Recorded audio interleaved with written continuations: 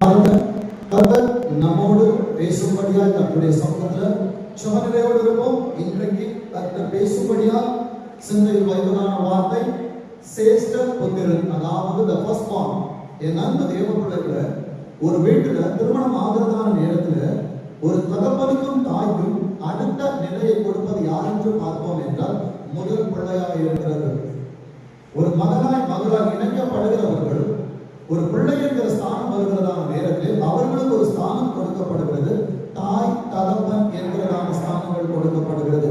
என் அன்பு தேவ பிள்ளைகளே, இந்த செய்தியை ஒரு செய்தியாய் நீங்கள் கேட்காமல் ஆலோசனையாக ஒரு ஆவிக்குரிய தகப்பன் தன் பிள்ளைகளுக்கு சொல்லுகிறதான ஆலோசனையாய் பார்ப்பீர்கள் என்றால் நிச்சயமாய் சொல்லுகிறேன், இந்த வார்த்தை அநேக குடும்பத்திற்கு அது பிரயோஜனம் உள்ளதாக இருக்கும். எடுத்தவர்கள் வாசிக்க பார்ப்போம். யாத்திராகமம் 4ஆம் அதிகாரம் 22ஆம் வசனத்தை வாசிக்க கேட்போம்.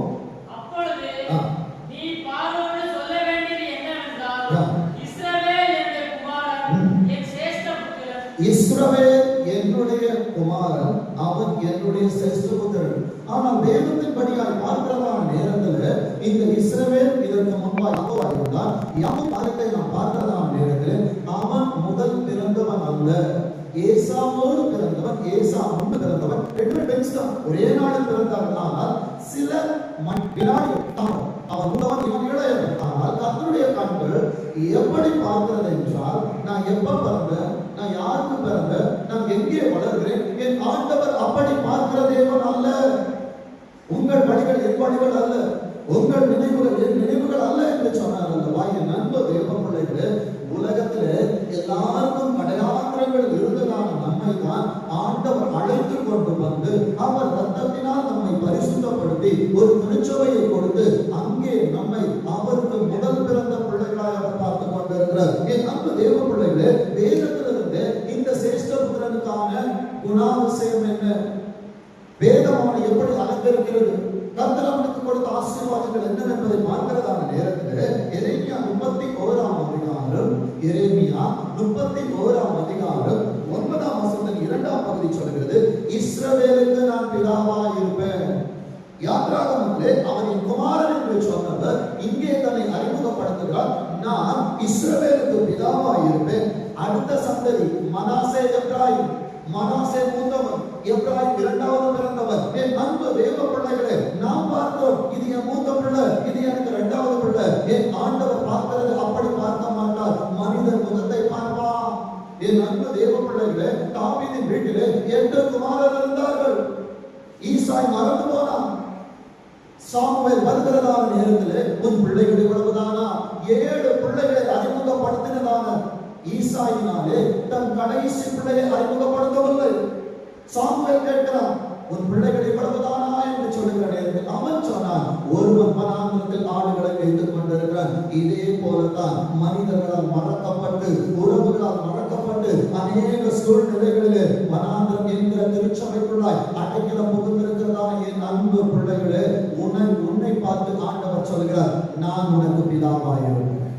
வேதம் சொல்கிறது பாருங்க, எப்ராயிம், அதாவது என் ஆண்டவர் பிதாவிற்கு முதல் குமாரன், அடுத்த சந்ததி எப்ராயிம். எப்ராயிம் என்பது இன்றைக்கு திருச்சபைக்குள் உட்கார்ந்து என்னை கேட்கிற என் அன்பு திருச்சபை, நீதான் எப்ராயிம்.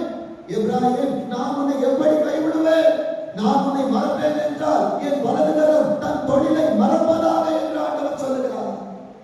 ஆண்டவர் எப்ராயிமை மறந்தார் என்றால் அவரால் கிரியை செய்ய முடியாது. அவர் மனதில் எனக்கான ஒரு இடம் இருக்கிறது, என்னை அவர் செல்ல பிள்ளையாக வைத்திருக்கிறார். இந்த செல்ல பிள்ளை பரம தகப்பனுக்கு என்று செய்து கொண்டிருக்கிறது. என் அன்பு தேவ பிள்ளையே, 2 நாளாகமம் 21ஆம் அதிகாரம் 3ஆம் வசனத்தை பார்க்கிறதான நேரத்தில் யோசபாத் என்கிறதான ஒருவன் இருக்கிறான். அவனுக்கு பிள்ளைகள் இருக்கிறார்கள்.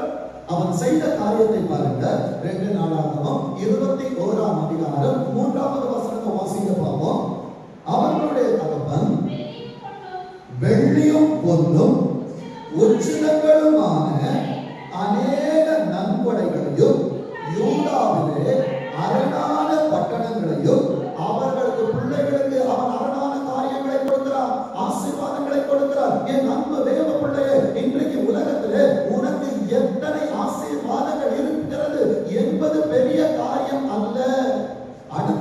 சொல்லுகிறது பாருங்க. யோராம் சிரேஷ்ட புத்திரனா இருந்தபடியினால் அவனுக்கு ராஜ்யத்தை கொடுத்தான்.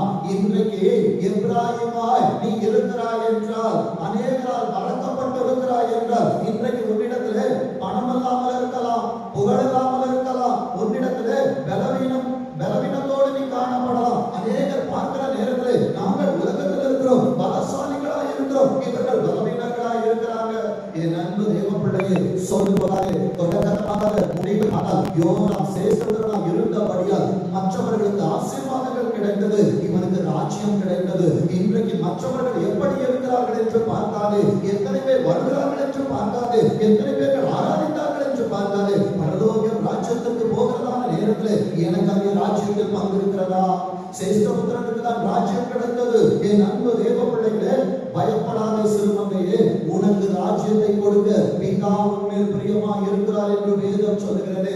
இந்த பிரியம் எனக்கு உண்டாயிருக்கும் என்றால் நான் இங்கே கண்ணை மூடுகிறதான நேரத்தில் அங்கே எனக்காக ராஜ்யத்தை கொடுக்க கையிலே அவர் ஒரு கிரீடத்தோடு எனக்காக ஒருவர் காத்து நிற்பார்.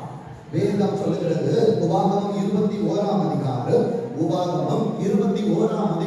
16வது வசனம், இப்படிதான் ஒரு குடும்பம் இருக்கணும், இப்படிதான் மூத்த பிள்ளைகளுக்கு செய்யணும். ஆனால் இன்றைக்கு உலகம் இதை மறந்தது. வேதம் சொல்லுகிறது பாருங்க, தகப்பன் தனக்கு உண்டான ஆஸ்தியை பங்கிடும் நாளில் முதல் பேரானவருக்கு சேஷ்ட புத்திர சுதந்திரத்தை கொடுக்கணும். நான் அதற்குள்ள இருக்கிற காரியத்திற்குள்ள நான் டீப்பா போக விரும்பல. என் அன்பு தேவ பிள்ளைகளே, அது அடுத்த வசனம் சொல்லுகிறது, 17ஆம் வசனத்தில் 2ஆம் பகுதி சொல்லுகிறது, தனக்கு உண்டான ஆஸ்திகளில் எல்லாம் 2 பங்கை அவனுக்கு கொடுக்கணும். 2 பிள்ளைகள் இருக்கிறார்கள் என்றால் 3ஆய் பிரித்து 2 பெரியவர்களிடத்தில் கொடுக்க வேண்டும், 1 2ஆம் பிள்ளைகளிடத்தில் கொடுக்க வேண்டும். என் அன்பு தேவ பிள்ளைகளே, மனிதன் பார்க்கிற விதமாய் ஆண்டவர் பார்க்க மாட்டார். எப்படி உங்க பிள்ளைகளை நீதிமொழிகள் கேட்ட 2 பிள்ளைகள் இருக்கிறார்கள், 2 பிள்ளைகளின் சாட்சிகள் எப்படி என்று. என் அன்பு தேவ பிள்ளைகளே, உலகத்தில் இருந்த ஒரு தாய் பிள்ளைகளை குறித்து ஒரு சாட்சியை கொடுக்க முடியும் என்றால் பரலோகத்தில் இருக்கிறவர் எனக்கு எப்படி சாட்சி கொடுப்பா? வேதம் அங்கே சொல்லுகிற காரியத்தை பாருங்க. அவன் தன் தகப்பனுடைய முதல் பலன் சேஷ்ட புத்திர சுதந்திரம் அவனுக்குரியது. இன்றைக்கு நான் தகப்பன் என்று சொல்லுகிறேன் என்றால் என் முதல் மகள் எனக்கு பிறந்ததுக்கு அப்புறம் தகப்பன். அவள் இல்லை என்றால் நான் இன்னும் தகப்பன் ஆகவில்லை. என் அன்பு தேவ பிள்ளைகளே, ஆவிக்குரிய காரியங்களிலும் அப்படிதான். என் அன்பு தேவ பிள்ளையை பரலோகம் பார்க்கிறதான நேரத்தில் அவர்கள் எல்லாரையுமே ஆண்டவர் பார்ப்பது என் முதல் பலனாய் இருக்கிறான். நான் இவனுக்கு பிதாவாய் இருக்கிறேன். என் அன்பு தேவ பிள்ளைகளே, இன்றைக்கு பிதாவானவருக்கு நாம் என்ன செய்கிறோம்? வேதம் சொல்கிறது, என்னாகும் 8ஆம் அதிகாரம் 17ஆம் வசனத்திலே ஆண்டவர் நமக்கு காண்பித்து தருகிற வார்த்தை என்ன தெரியுமா? இஸ்ரவேல் புத்திரர்கள், நீ உலகத்தில் யாக்கோபாய் இருந்த பொழுது ஆண்டவருக்கு உன்னை குறித்து கவலை இல்லை. என்றைக்கு பிதா குமாரன் பரிசுத்த ஆவியின் நாமத்தினாலே ஞானஸ்நானம் எடுத்தாயோ அன்றைக்கு உன் பெயர் மாற்றப்படுகிறது. நீ பரலோகத்துக்கு சுதந்திரவாளியா, உன் பெயர் பரலோகத்தில் எழுதப்படுகிறது. வேதம் சொல்லுகிறது, இஸ்ரவேல் புத்திரரில் மனிதரிலும் மிருக ஜீவன்களிலும் முதல் பெயரானதெல்லாம் என்னுடையது. நான் வீட்டுல ஃபர்ஸ்ட் பிறந்தேன், நான் 2வது பிறந்தேன், நான் தான் சர்ச்சில் ஆதி விசுவாசி, நான் பின்னால வந்தேன். என் ஆண்டவர் அப்படி பார்க்கிற தேவன் அல்ல. ஆண்டவரோடு எவ்வளவு நேரம் செலவிடுகிறார், ஆண்டவருக்காக என்ன செய்கிறார், ஆண்டவர் சொன்னதான சட்ட திட்டங்கள் உன்னிடத்தில் இருக்கிறதா, நியமங்களை கடைபிடிக்கிறாயா, கட்டளைகள் உன்னில் இருக்கிறதா? என் அன்பு தேவ பிள்ளையே, ஆண்டவர் அதனால் தான் சொன்னார், காதுள்ளவன் கேட்கட்டும், கேளாதிருக்கிறவன் கேளாதிருக்கட்டும். வந்திருக்கிற சொற்ப ஜனமா இருந்தால் நமக்கு ஒரு கேள்வி வரும், என்ன தெரியுமா? ஆண்டவரே, நான் சரியாக ஆலயத்துக்கு வந்துட்டேன், ஆனா எச்சரிப்புகள் எனக்கு வருது, நிறைய பேர் வராம இருக்கிறாங்க, அவங்களுக்கு இல்லையே. நான் ஒரே ஒரு காரியத்தை கேட்கிறேன், பள்ளிக்கூடத்திற்கு போகிற பிள்ளைக்கு தான் ஆசிரியர் பாடத்தை எடுப்பாரே தவிர வீட்டுல லீவ் போட்டு உட்கார்ந்து இருக்கிறவர்களுக்கு அல்ல. அதே போலதான் என் அன்பு தேவ பிள்ளைகளே, ஆவியானவரை உற்சாகப்படுத்துவார், போ என்று அவர் சொல்வார். நான் போக மாட்டேன், வீட்டுல தான் இருப்பேன், அவர் உன்னை ஃபோர்ஸ் பண்ண மாட்டார், உன்னை அங்க விட்டுட்டு அவர் வந்துருவார் உன் இடத்தை நிரப்புவதற்கு. ஆனால் உன் இடம் அங்கே காலியாகிற நேரத்தில் பரிசுத்த ஆவியானவர் சவுலை விட்டு நீங்கினார். தேவனால் விடப்பட்ட பொல்லாத ஆவி சவுலிடத்தில் வந்தது. என் அன்பு தேவ பிள்ளையே, உன்னிடத்தில் இருக்கிற தேவ ஆவியானவர் அவருடைய இருப்பிடத்திற்கு பிதாவை பார்க்க இங்கே வந்துட்டாருன்னா, அதனாலதான் சொல்லுவேன், திருச்சபைக்கா 7 மணி ஆராதனை, ஆவியானவரோடு நான் உள்ள வந்துடணும், ஆவியானவரோடு நான் உள்ள வந்துட்டேன்னா நான் அவரோடு அகமகிழ முடியும். எல்லாரும் என்ன நினைக்கிறோம் தெரியுமா? பாடல் பகுதி வேண்டாம், ஆராதனை வேண்டாம், நீதிமொழிகள் வேண்டாம், செய்தியில கடைசியில ஆமென் சொன்னா போதும். என் அன்பு தேவ பிள்ளைகளே, கேட்கிற என் அன்பு பிள்ளைகளுக்கு இது ஆண்டவர் கற்றுக் கொடுத்ததல்ல, அங்கே சொல்லிக் கொடுக்காததை அவர் பலிபீடத்திலிருந்து பேச வைக்கிறார். எசேக்கியேல் 47ஆம் அதிகாரத்திலே 4000 கர்த்தர் காண்பித்துக் கொடுக்கிறார். உன் பாடல் பகுதி, அதாவது கடுத்தல் அளவு. நான் பாடல் பகுதிக்கு வரேன்னா என்னை ஆண்டவர் கடுத்தால் அளவு நிரப்புகிறார். அடுத்தது ஆராதனை, முழங்காலில் நின்று முழங்கால் அளவு நிரப்புகிறார். அடுத்தது எனக்கு நீதிமொழிகள் பகுதி வருகிறது, எச்சரிப்புகள், இடுப்பளவு என்னை ஆண்டவர் கொண்டு வருகிறார். செய்தி நேரத்தில் என்னால் நடக்க முடியவில்லை, ஏனால் சொல்லிக் கொடுக்கப்படுகிற வார்த்தைகள் அவலத்துக்குள் இருக்கிறபடினால் என்னை அவர் மறுபடியும் அடைந்து கொண்டு வருகிறார். என் கால் நனையாம என்னால் ஆழத்துக்கு போக முடியாது. அதனால நான் முடியும் போது ஆமேன் என்று சொல்ல வந்தேன்னா எத்தனை வருஷம் வந்தாலும் அது ஆமேன் ஆமேனா இருக்கும். நீ பரலோகத்துக்கு போகும்போது நீ போட வந்த ஆமேன் அங்கே உனக்கு ஆமானாய் மாறி இருக்கும். என் அன்பு தேவ பிள்ளைகளே, எனக்கு கணுக்கால் அளவை நான் பார்த்தால்தான் நான் முழங்கால் அளவை பார்க்க முடியும். நான் முழங்கால் அளவை பார்த்தால்தான் இடுப்பளவை பார்க்க முடியும். இடுப்பளவை பார்த்தால்தான் நீச்சல் ஆழத்துக்கு ஆண்டவர் கொண்டு போக முடியும். நீச்சல் ஆழத்துக்கு நான் போகிற நேரத்தில் அவர் அது வரைக்கும் அவர் அளக்கிறதுல தான் அவரோட போக்கஸ் எல்லாமே. என் பிள்ளையை ஆசீர்வதிக்கணும், கணுக்கால் அளவு ஆசீர்வதிச்சிட்டேன், அடுத்தது 1000 அளவு, அடுத்தது 1000 அளவு. ஆனால் என்னால் நீந்த முடியாது என்கிற நிலை வருகிற நேரத்தில் என் கையை பிடிச்சிட்டு அவர் என்னை ஆலயத்துக்கு நடத்தி கொண்டு வருகிறார். அவர் என்னை கூட்டிக் கொண்டு போகிற நேரத்தில் அது வனாந்தரமாய் இருந்தது. ஆனால் 4000 அவர் காண்பித்துக் கொடுத்து அவர் என்னை திருப்பி கொண்டு வருகிற நேரத்தில் விருட்சங்கள் இருந்தது. அர்த்தம் என்ன தெரியுமா? இந்த உலகத்தின் ஓட்டத்தை முடித்து விண்ணவரின் கரத்தை நான் பிடிக்கிறதான நேரத்தில் பரதேசத்து மத்தியில் இருக்கிற ஜீவ கனியை அவர் எனக்கு புசிக்க கொடுப்பார். இன்னைக்கு நம்மளை பார்த்து ஒரு கேள்வி கேட்போம், நான் இன்றைக்கு கணுக்கால் அளவில் இருக்கிறேனா? நான் ஆதி விசுவாசி, நான் இத்தனை வருஷம் விசுவாசி, எனக்கு இத்தனை வயசாயிடுச்சு, இன்னும் எந்த இடத்துல இருக்கிறோம்? இன்னும் கரையில் இருக்கிறோமா? என் அன்பு தேவ பிள்ளையே, கேட்டா சொல்லலாம், நாம் ஞானஸ்தானம் எடுத்துட்டேன், நல்லது. ஞானஸ்தானம் எடுத்துட்டு எத்தனை ஆவிக்குரிய ஆளுக்குகள் எனக்குள் படிந்திருக்கிறது, இன்னும் நான் கணுக்கால் அளவை தொடல. ஆனா எனக்கு வயசு 42, இன்னும் எத்தனை நாட்களை ஆண்டவர் வைத்திருக்கிறார் என்பது தெரியாது. சிரேஷ்ட புத்திரனான நான் ஆண்டவருக்கு இருக்கிறேன் என்றால் அவருக்கு உகந்தவனாய் இருக்க வேண்டுமே. என் அன்பு தேவ பிள்ளைகளே, வேதம் சொல்கிறது பாருங்க, மத்தேயு 19ஆம் அதிகாரம், மத்தேயு எழுதின சுவிசேஷம் 19ஆம் அதிகாரம் 30ஆம் வசனத்தை வாசிக்க பார்ப்போம். மத்தேயு 19:30. ஆகிலும் முந்தினோர், நல்லா கவனிங்க, முந்தின அநேகம். நம்ம நினைக்கிறோம், ஏசப்பா நான் இத்தனை வருஷம் உங்களுக்காக இருக்கிறேன், ஆனால் பரலோகத்தை படிப்பார்கள் என்பது தெரியாது. புத்தி உள்ள ஸ்திரீயா இருந்தால்தான் எனக்கானதை நான் கட்ட முடியும். புத்தி இல்லாமல் இருப்பேன் என்றால் கட்டின காரியங்களை நானே இடித்து விடுவேன். இன்றைக்கு நானே இடித்துக் கொண்டிருக்கிறேனா? என் அன்பு பிள்ளைகளை, என் அன்பு சேஷ்டபுத்திரர்களே, கொஞ்சம் நம்மை நாமே நிதானித்து கேட்போம். ஏசப்பா ஆதியில் கொண்டிருந்த அன்பு இடத்தில் இருக்கிறதா? வேதம் சொல்லுகிறது, ஆதியில் கொண்டிருந்த அன்பை விட்டாய் என்று ஒரு பேரில் எனக்கு குறை உண்டு. என் பேர்ல குறை இருக்குதாப்பா, நிறைவானவர என்னை ஆட்கொள்ள மாட்டவர, அநேக நாள் நீர் இல்லாமல் வாழ்ந்துச்சோப்பா, இன்னைக்கு வந்துட்டேன். அந்த நல்ல ஆவியானவரை எனக்குள்ளாக அனுப்பியிருக்கப்பா. அந்த நீச்சல் ஆழத்தை நான் பார்க்கணும். நீச்சல் ஆழத்தை நான் பார்த்தால் தானே நித்தியத்திற்கு வருகிறதான நேரத்தில் உங்க கரத்தை பிடிச்சுக்கிட்டு நான் பரதேசத்து மத்தியில் இருக்கிற ஜீவ கனியை புசிக்க முடியும். இத்தனை நாள் நான் ஆண்டவரே பரிசுத்தமாய் வாழ்ந்து ஒரே ஒரு காரியத்தில் நான் தவறுவேன் என்றால் அந்த ஜீவ கனி எனக்கு கிடைக்கவில்லை என்றால் என் அன்பு தேவ பிள்ளைகளே, சிலுவையிலே 2 கண்டங்கள் ஆண்டவருக்கு 2 புறமும் அறையப்பட்டிருந்தார்கள். அவன் அவ்வளவு நாள் நீதிமான் இல்லை. கடைசி நேரத்துல ஏசப்பா மன்னிப்பு கேட்டு நீ இன்றைக்கு என்னோடு பரதேசில் இருப்பாய் என்று சொல்லி அவன் பரலோகத்தின் ஸ்தாக்கியத்தை பெற்றான். இன்றைக்கு நாம் ஆண்டவரோடு இருக்கிறோம். ஆனா ஒரு சில காரியத்துல நாம் தவறுவோம் என்றால் நமக்கு பாதாளத்தில் அல்லவா பங்கை நியமித்திருப்பார்கள். என் அன்பு தேவ பிள்ளைய, வேதம் சொல்லுகிறது, அநேகர் பிந்தினோராயும், ஆகிலும் முந்தினோர் அநேகர் பிந்தினோராயும், பிந்தி இன்னொரு அநேக நம்ம நினைக்கிறோம் எனக்கு பின்னாலதான் இவங்க வந்தாங்க, இவங்க பரலோகம் போயிருவாங்களா, நான் இவங்களை விட நல்லா பிரேயர் பண்றேன், இவங்களை விட நான் ஆண்டவருக்கு கொடுக்கிறேன். மனுஷன் தான் பார்ப்பான் உன் கை எவ்வளவு வெயிட்டா இருக்குது. ஆண்டவர் என்ன பார்ப்பார் தெரியுமா? உன் இருதயத்துல எவ்வளவு சுத்தம் இருக்கிறது என்று. என் நண்பர் தேவ பிள்ளைகளை வேதம் சொல்லுகிறது பாருங்க. 5 காரியம் ஒரு சிரேஷ்ட புத்திரன் செய்ய வேண்டியது, செய்ய வேண்டியது, வேண்டாது வேதத்திலிருந்து பார்ப்போம் என்றால், முதலாவது காரியம் சிரேஷ்ட புத்திரன், அதாவது ஃபர்ஸ்ட் பார்ட். நான் ஆண்டவருக்கு முதல் பிறந்தவனாக இருக்கணும்.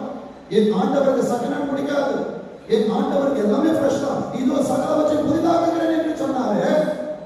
என்னை புதிதாக்க மாட்டாரா? நான் புதிதாக இருக்க வேண்டும் என்று விரும்ப மாட்டாரா? நான் சொல்லலாம், அப்பா எனக்குள் ஆவிக்குரிய குஷ்டரோகங்கள் இருக்கிறது, உண்மை.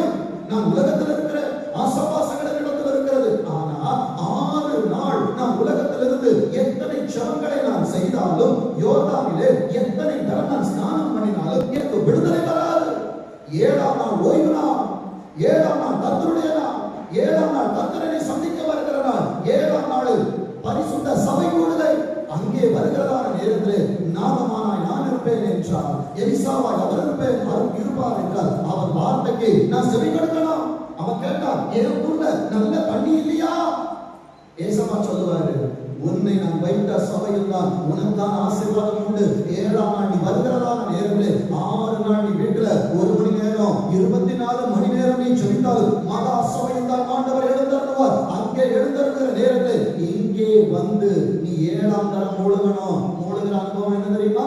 எசேக்கியேல் 47 முன்பாக சொன்னேனே, கழுங்கால் அளவு, முழங்கால் அளவு, அடுத்தது இடுப்பளவு, நீச்சகாலம் முழுகினாதான் அந்த வாரத்துல என் மாம்சம் சிறு பிள்ளையை போல் மாறும், பரலோகத்துக்கு நான் சிரேஷ்ட புத்திரனாய் மாற முடியும். இப்ப நம்மளுக்கு ஒரு கேள்வி இருப்போம், ஒவ்வொரு வாரமும் நான் திருச்சபைக்கு வந்துச்சு போறேன், நான் சிரேஷ்ட புத்திரனாய் இருக்கிறேனா? என்னால் அடுத்த ஆழத்தை தொட முடியவில்லை என்றால் ஆண்டவர் அடுத்த ஆழத்தை காண்பிக்க மாட்டார். என் அன்பு தேவ பிள்ளைகளே, அநேகர் வருகிறோம் பரலோக பார்வைக்கு. நம்ம எல்லாம் நேம் கிறிஸ்டியன்ஸ், அதாவது பேர் கிறிஸ்தவர்கள். என் அன்பு தேவ பிள்ளைகளே, பேர் கிறிஸ்தவர்கள் ஆண்டவருக்கு வேண்டாம். சாதிக்கிற கிறிஸ்தவன் தான் ஆண்டவருக்கு வேணும். கிறிஸ்தவனாய் ஆண்டவருக்கு உன்னை பிடிக்காது, கிறிஸ்துவுக்குள் இருப்பவனாய் தான் உன்னை பிடிக்கும். என் அன்பு தேவ பிள்ளையே, முதல் காரியம் சிரேஷ்ட புத்திரன் அசதியாய் இருக்கக்கூடாது. எழுதுகிற பிள்ளைகள், வாலிப பிள்ளைகள், தயவாய் சொல்லுகிறேன், இது உங்களுக்கான எதிர்காலத்திற்கான வார்த்தை. எழுதி வைத்து வீட்டில் போய் இன்னும் ஆழமாய் தியானிங்க. சிரேஷ்ட புத்திரன் அசதியாய் இருக்கக்கூடாது. சிலருக்கு பாஸ்டர் எனக்கு தமிழ் தடுமாற எழுது. காஞ்சிபுரத்துல சொன்ன காரியம் என்ன தெரியுமா? பாஸ்டர் எனக்கு எழுத படிக்க தெரியாது, திருக்க தெரியுமா? தெரியும் பாஸ்டர். டைரி எடுத்து வந்து திருக்கு. ஏசப்பாத படிப்பாங்க. சாத்தான் கூட படிக்க வேண்டாம், உன் கணவன் படிக்க வேண்டாம், உன் பிள்ளை படிக்க வேண்டாம். ஏதோ திருக்கி வச்சிருக்காங்க. உன் பக்கத்துல இருக்கிற ஆண்டவன் என்ன எழுதுகிறாய் என்பது உன் சிந்தை அவர் படிப்பார். எழுத படிக்க தெரியாதவங்களை திருக்குன்னு சொன்னா, ஸ்கூலுக்கு போற உங்களை, இத்தனை வருஷம் சர்ச்சுக்கு வர உங்களை எழுதாதன்னு சொல்லுவானா? நீ சரி எழுதிதான் ஆகணும். என் அன்பு தேவன், தப்பா எழுது, வீட்டுல போய் வாசி. ஆண்டவர் தப்பை திருத்துவார். எக்ஸாம்ல போய் எழுதிப்பாரு, தவறே எழுதாம இல்லாம ஆண்டவர் ஒண்ணு பிள்ளையற்றவனாய் மாற்றி இருப்பார். நான் தமிழ் படிச்சது இப்படிதாங்க, இங்கிலீஷ் கத்துக்கிட்டதா இப்படிதான். ஒரு தமிழ் பைபிள், ஒரு இங்கிலீஷ் பைபிள். எங்க அப்பா நிறைய பேர் எனக்கு சொன்னாங்க, Tamil news paper, English news paper வாங்கி வாசிப்பார். வரல. அப்பா சொன்ன ஒரே ஒரு வார்த்தை, தமிழ் பைபிளை வச்சுக்கோ, இங்கிலீஷ் பைபிளை வச்சுக்கோ, தமிழ்ல படி, இங்கிலீஷ்ல படி. இன்றைக்கு பேசுகிற ஒவ்வொரு ஆங்கில வார்த்தைகளாக இருந்தாலும் அது வேதத்திலிருந்து எனக்கு அப்பா கற்றுக் கொடுத்தது. என் அன்பு தேவ பிள்ளைகளே, நான் கற்றதை திருச்சபைக்கு சொல்லுகிறேன். என் அன்பு தேவ பிள்ளையே, உன் தமிழ் பிழை இல்லாமல் இருக்க வேண்டும் என்றால் வேதத்தை வாசித்து பாருங்க. அதிகமாக எழுதிப்பார். உன் வாழ்க்கையை கர்த்தர் அழகாய் மாற்றுவார். வேதம் சொல்லுகிறது 2 நாளாகவும் 29ஆம் அதிகாரம், 2 நாளாகவும் 29ஆம் அதிகாரம் 11வது வசனத்திலே எசேக்கியாவை குறித்து சொல்லப்பட்டிருக்கிறது. என் குமாரரே, இன்றைக்கு எசேக்கியா தன் பிள்ளைகளுக்கு சொல்லுவான் என்றார். பரலோகத்தின் ஆண்டவர் திருச்சபையின் பிள்ளைகளுக்கு சொல்லுகிறார், என் குமாரரே எப்படி இருக்காதீங்க, அசதியா இருக்காதீங்க. ஃபர்ஸ்ட் ஊழியக்காரன் ஆகணும்னா முன்பாக பணிவிட. இன்றைக்கு நம்மை நாமே கேட்போம், எத்தனை பேர் சபையிலே பணிவிடை செய்யலாம்? அவங்க செய்யட்டும். நான் அப்போ வந்தவங்க, அவங்க செய்ய மாட்டாங்களா? நோ. பணிவிடை செய்த சாமுவேல் தீர்க்கதரிசியாய் மாற்றப்பட்டான். என் அன்பு தேவ பிள்ளைகளே, கர்த்தருக்கு பணிவிடை செய்துவா. அதே போல சபையில் இருக்கிற பிள்ளைகளுக்கு கற்றுக் கொடுக்கிறேன். தகப்பன் தாய்க்கு பணிவிடை செய்ய. டீச்சர் சொன்னா சாக்கு எடுத்துட்டு வா, மேல 3வது மாடியில இருந்து இறங்கி ஓடுவான். ஆனா அம்மா போயிட்டு பக்கத்து கிச்சன்ல இருந்து ஒரு தண்ணி கொண்டு வா, உனக்கு ஒரு வேலை இல்லை போவான். என் அன்பு தேவ பிள்ளைகளே, ஊருக்கு நல்லவனா இருக்காத, வீட்டுக்கு முதல்ல நல்லவனா இரு. என் அன்பு தேவ பிள்ளைகளே, வேதம் சொல்லுகிறது பாருங்க, நீங்கள் கர்த்தருக்கு பணிவிடை செய்யும்படிக்கு. பணிவிடை செஞ்சாதான் அவருக்கு முன்னால நிற்க முடியும். அடுத்தது அவருக்கு ஊழியம் எப்போ? 2வது படிதான் ஊழியம். முதல் படி அவருக்கு பணிவிடை செய்ய வரணுமா? பாஸ்டர் வரணும், பாஸ்டர் அம்மா வரணும். எதுக்கு? சேர் போடுறதுக்கு. என் அன்பு தேவ பிள்ளைகளே, இதே ஸ்கூல்ல எங்க மிஸ் சொல்லிட்டாங்க, நான் டெஸ்க் எடுக்கணும், எனக்கு இன்னைக்கு டியூட்டி கொடுத்துட்டாங்க, நான் போட்டி போயிருக்கணும். எத்தனை பிள்ளைகள் ஸ்கூலுக்கு ஓடுறீங்க? பெற்றோர் பைப்பா அப்புறம் ஏதாவது ஃபைன் போட்டு போறாங்க. ஏசப்பா ஃபைன் போடுறாங்களா? ஏசப்பா கேட்க மாட்டாங்களா? எத்தனை பிள்ளைகள் ஆண்டவர், எத்தனை பெற்றோர்கள் ஆண்டவர்கள் பிள்ளைகளை வளர்க்குறீங்க? என் அன்பு தேவ பிள்ளைகளை, என் தகப்பன் என்னிடத்தில் சொன்னது இன்னைக்கு எவர்கிரீனா இருக்குது. ஞாயிற்றுக்கிழமையா உனக்கு ஐஏஎஸ் படிப்பு கூட இருக்கட்டும், என்ன வேலையா இருக்கட்டும், நீ போவார். என் அன்பு தேவ பிள்ளையே, 17 வயது +2 முடிச்ச உடனே சிப்காட்ல வாஷிங்ல வேலை கிடைக்குது. அன்னைக்கு சம்பளம் 22,000 ரூபாய்.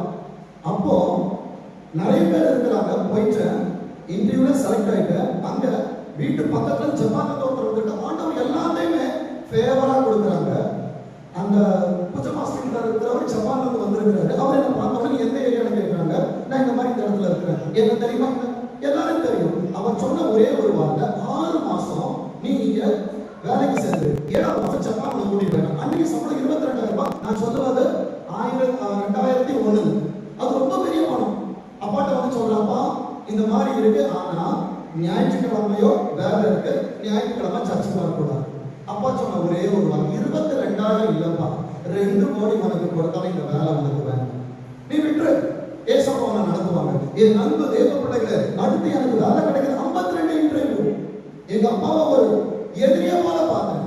என் அன்பு தேவ பிள்ளையே, அன்றைக்கு அப்பாவோட பேச்சை கேட்காம நான் ஜப்பான்ல இருந்திருக்கலாம். இன்னைக்கு அப்பாவோட பேச்சை கேட்டபடினாலே உங்களுக்கு முன்பாய் ஊழியக்காரனை நிற்க வைத்திருக்கிறார் ஆண்டவர். என் அன்பு தேவ பிள்ளைகளே, இன்றைக்கு உலக வேண்டுமா? அப்பா நடத்துற பாதை தெரியாது, அப்பா யார் அடிக்கிறாங்கன்னு தெரியாது, அப்பா யார் கட்டுறாங்கன்னு தெரியாது. ஆனா அப்பாவோட பாதத்துல உட்கார்ந்து பார்த்தேன்னா, என் அன்பு தேவ பிள்ளைகளே, இன்னைக்கு நான் ஜப்பான் போயிருக்கிறேனோ இல்ல இந்த உலகத்தை விட்டு நான் கடந்து போயிருக்கணும் எனக்கு தெரியாது. ஆனால் இன்றைக்கு தேவ ஜீவனோடு வைத்திருக்கிறார் என்றால், அநேக ஆயிரங்களுக்கு கர்த்தர் எடுத்து பயன்படுத்துகிறார் என்றால், அவருக்காய் வாழ வேண்டும் என்று அன்றைக்கு ஆபிரகாம் காண்பித்து கொடுத்தார். என்னை பலிபீடத்தில் வைத்தார், பலிபீடத்தில் வைத்து அவரை காண்பித்து கொடுத்தபடியினாலே இன்றைக்கு பச்சை காலங்களா இருந்தாலும் விதைக்கிற விதையிலே கர்த்தர் 100 மடங்கு ஆசீர்வாதத்தை பார்க்க வைத்துக் கொண்டிருக்கிறார். வேதம் சொல்லுகிற வார்த்தையை பாருங்க, அவருக்கு ஊழியம் செய்கிறவர்களும் தூபம் காட்டுகிறவர்களுமா இருக்கவும் உங்களை நான் தெரிந்து கொள்ள முடியாது, அப்பா தெரிந்து கொள்ள வேண்டும்.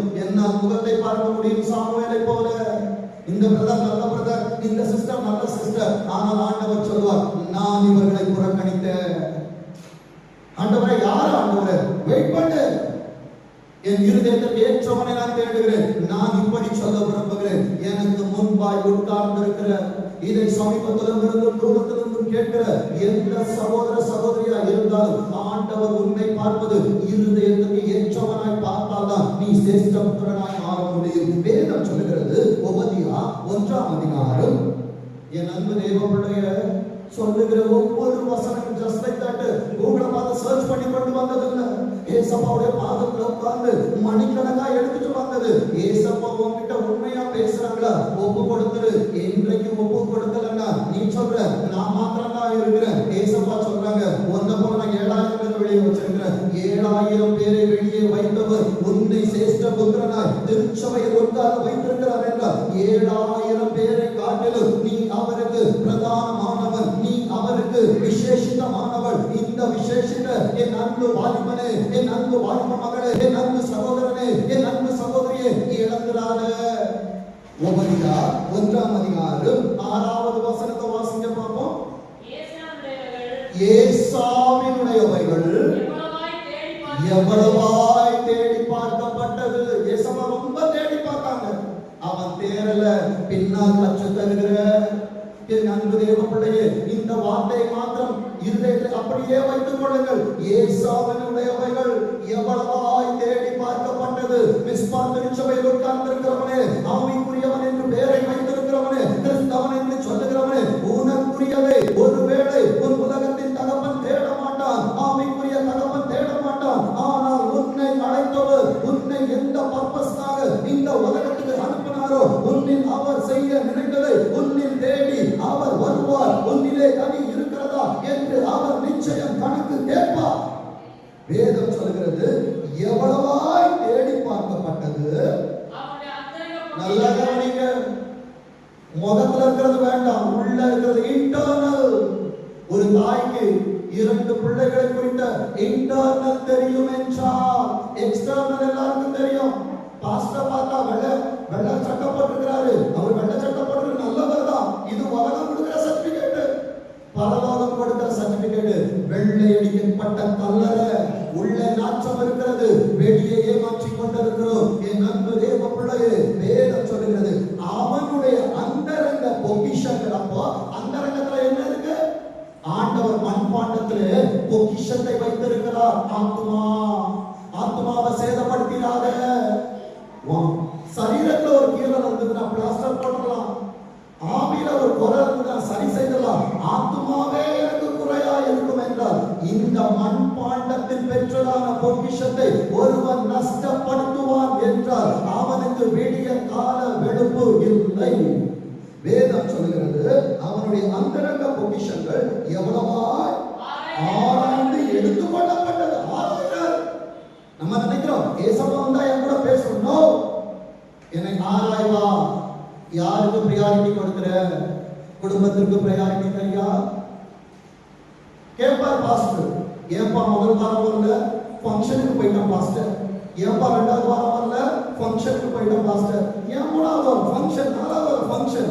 ஒரு நாளில் ஆண்டவர் சொல்வார், நீ ஃபங்க்ஷனுக்கு போயிட்டே இரு, உன் சரீரம் ஒரு நாள் ஃபங்க்ஷனே ஆகாம போயிடும். என் அன்பு தேவ பிள்ளையே, தயவாய் எச்சரிக்கிறேன். 6 நாளுக்கு இடத்தில் கொடுத்து 7ஆம் நாளிலே அவர் கேட்கிற நேரத்தை எல்லாம் கொடுக்க முடியும். நான் ஏன் பரலோகத்துக்கு பாரமாய் இருக்க வேண்டும்? என் அன்பு தேவ பிள்ளையே, ஏசாவின் காரியங்கள் அவ்வளவாய் தேடி பார்க்கப்பட்டது. என் அன்பு தேவ பிள்ளையே, வேதம் சொல்லுகிறது பாருங்க.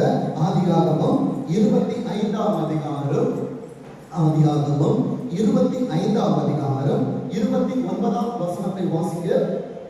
ஒரு நாள்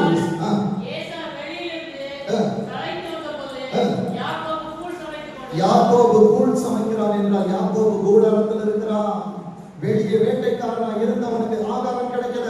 இன்றைக்கு நினைக்கிறோம் நான் வெளியே போனா என்னால் சம்பாதித்துக் கொள்ளுவேன் என்று. என் அன்பு தேவ பிள்ளையே, ஆவிக்குரிய கண்ணோட்டத்தோடு சொல்லுகிறேன், கூடாரத்திற்குள்ளாக தெய்வீக கூடாரத்திற்குள்ள இருப்பா என்றால் என் அன்பு தேவ பிள்ளையே, உன் லைஃப் உனக்கு கேரண்டி. என் அன்பு தேவ பிள்ளையே, சிலர் கேட்பாங்க, எப்படி பாஸ்டர் இந்த உலகத்துல பாவம் இருக்குது, என்னால எப்படி வாழ முடியும்? அவர்களுக்கு நான் சொல்லுகிற தாழ்மையான பதில், வேவு பார்ப்பதற்கு 2 பேர் அனுப்பப்பட்டார்கள். அவர்கள் போனது வேசியின் வீட்டிற்கு. வேசியின் வீட்டிற்கு போனவர்கள் அங்கே போய் வேசி மார்க்கமாய் இருந்தார்களா? சுவிசேஷம் சொன்னார்களா? என் அன்பு தேவ பிள்ளைகளே, நீ எந்த இடத்தில் இருக்கிறாய் என்பது முக்கியம் அல்ல.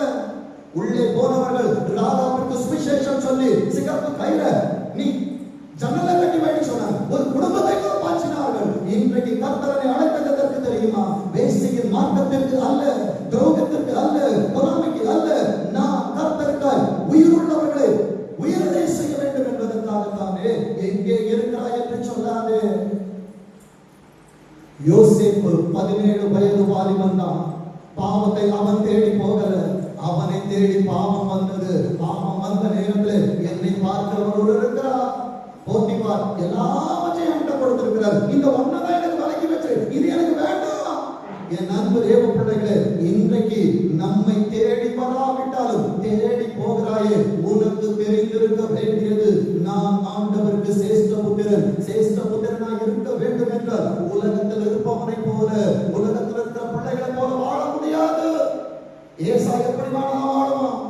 அவன் வனத்துக்கு போவான், அவன் வெளியே போவான். ஆனால் யாக்கோபே, நீ கூடாரவாசி. நீ கூடாரவாசியா இருந்த ஒரு காலத்துல இன்னைக்கு ரொம்ப ஸ்பீடா ஓடிக்கிட்டு இருக்கிறாங்க பணம் சம்பாதிக்க, உன்கிட்ட தான் வருவாங்க.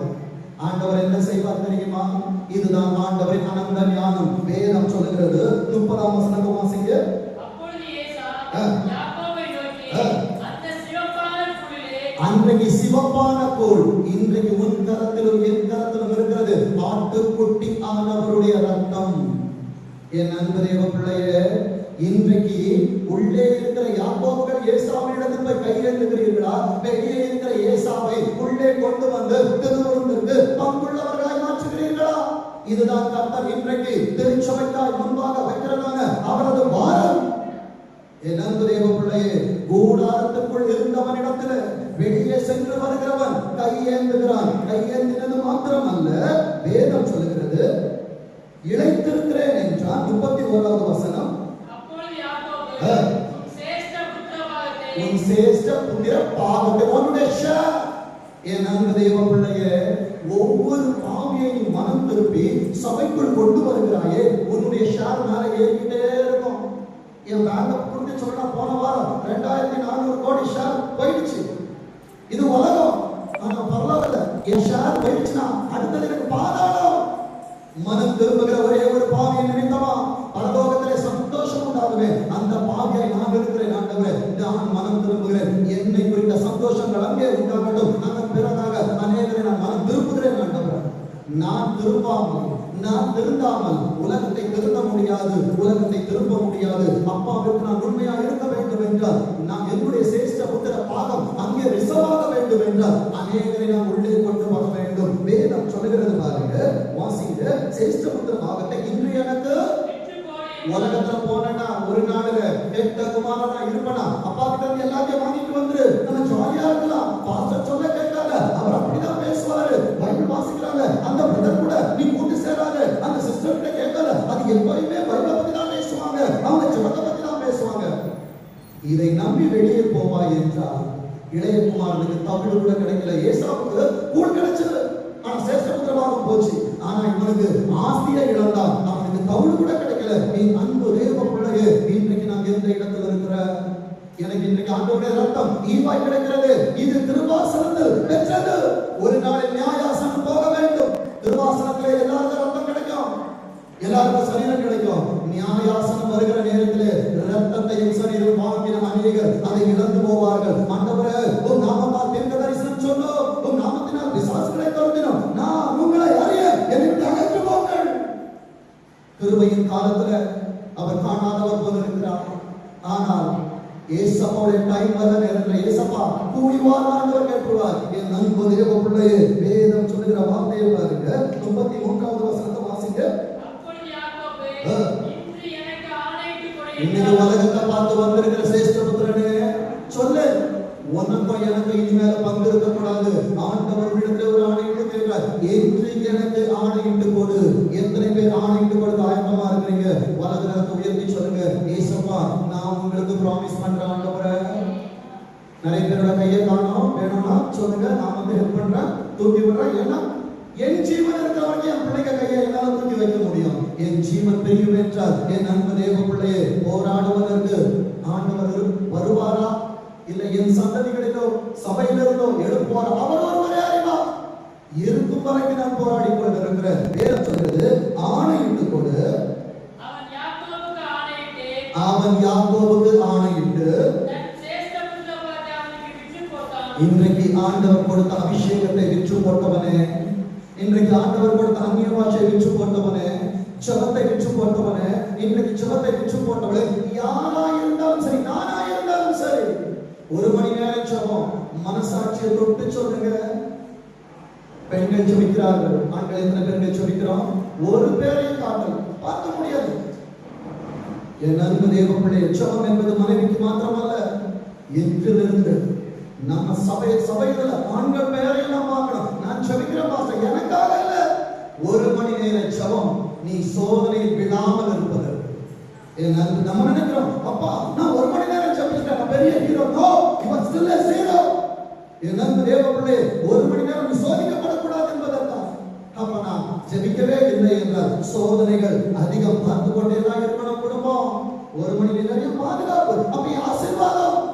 மற்ற காரியங்கள் 24 மணி நேரத்தில் 2 மணி நேரம் 40 நிமிஷம், கணவர் 1 மணி நேரம், மனைவி 1 மணி நேரம், பிள்ளைகள் 40 நிமிடம். என் குடும்பத்திற்கான தசம பாகத்தை ஒவ்வொரு நாளும் பரலோகத்துக்கு கொடுத்துருவேன். என் அன்பு தேவ பிள்ளைகளே, இன்றிலிருந்து குடும்பமே சேஷ்டபுத்திரனே உன் தசம பாகத்தை பரலோகத்துக்கு கொடுக்க ஆயத்தப்படு. அடுத்த வார்த்தை சொல்லுகிறது பாருங்க, 34 வாசிங்க. அப்பொழுது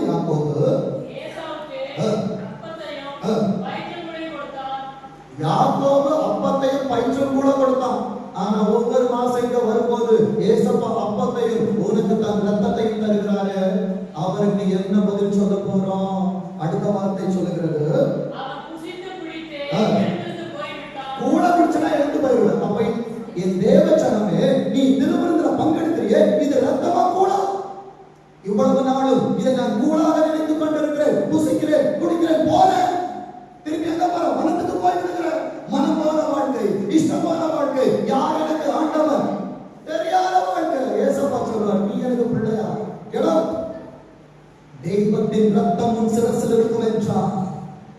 போத்திபார் மனைவி அல்ல, உலக அழகிய உனக்கு முன்பாக வந்து நின்றார். நோ, என் அன்பு தேவ பிள்ளையே, வேதம் சொல்லுகிற வார்த்தையை பாருங்க, எழுந்திருந்து போய்விட்டான். என்ன பண்ணுனா? இன்றைக்கு அலட்சியம் பண்ணுகிறாயா? வார்த்தை எனக்கும் சேர்த்துதான், திருச்சபைக்கு அல்ல. திருச்சபை என்பது நானும் திருச்சபை ஒருவன் தான். என் அன்பு தேவ பிள்ளையே, கர்த்தரின் ரத்தத்தை பாதத்தின் கீழ் போட்டு மிதித்துக் கொண்டிருக்கிறேனா? இல்லை, அவரை நான் மதிக்கிறேனா? என் அன்பு திருச்சபைய ஏசா எழுந்து போயிட்டா. நீயும் எழுந்து போற வர, எழுந்து போற வர. கர்த்தரின் பிரசன்னத்தை விட்டு நீங்க நினைக்காத. ஒரு 2 மணி நேரம் 3 மணி நேரம் திருச்சபையில என்னால உட்கார முடியல, பசிக்குது, போன் வருது, ஓடுறேன், பாடுறேன். நோ, மோசே மேல போனாரு, கீழே ஜனங்கள் புசிக்க குடிக்க எழுந்தார்கள், அவர்கள் அழிக்கப்பட்டார்கள். ஒரு காரியத்தை கேட்கிறேன், வனாந்திரத்திலே ஜனங்கள் பசியால் மடிந்தார்களா? யாராவது ஒருத்தன் செத்தானா சாப்பாடு இல்லாம? 6 லட்சம் புருஷர்கள், அத்தனை பேருக்கும் கர்த்தர் ஆகாரத்தை கொடுத்தார். மடிந்தவர்கள் அனைவருமே முறுமுறுத்து மடிந்தார்கள். இன்றைக்கு கர்த்தரை குறித்து முறுமுறுக்காதே, பெற்றோரை குறித்து முறுமுறுக்காதே, திருச்சபையை குறித்து முறுமுறுக்காதே, உன் வாழ்க்கையை குறித்து முறுமுறுக்காதே, உன் வேலையை குறித்து முறுமுறுக்காதே, உன் பிள்ளைகளை குறித்து முறுமுறுக்காதே, உன் எதிர்காலத்தை குறித்து முறுமுறுக்காதே. கர்த்தர் உன்னை ஆசீர்வதிப்பார். என் அன்பு தேவ பிள்ளைகளே, இரண்டாவது காரியம், முதலில் அசதியா இருந்து அலட்சியம் செய்யக்கூடாது.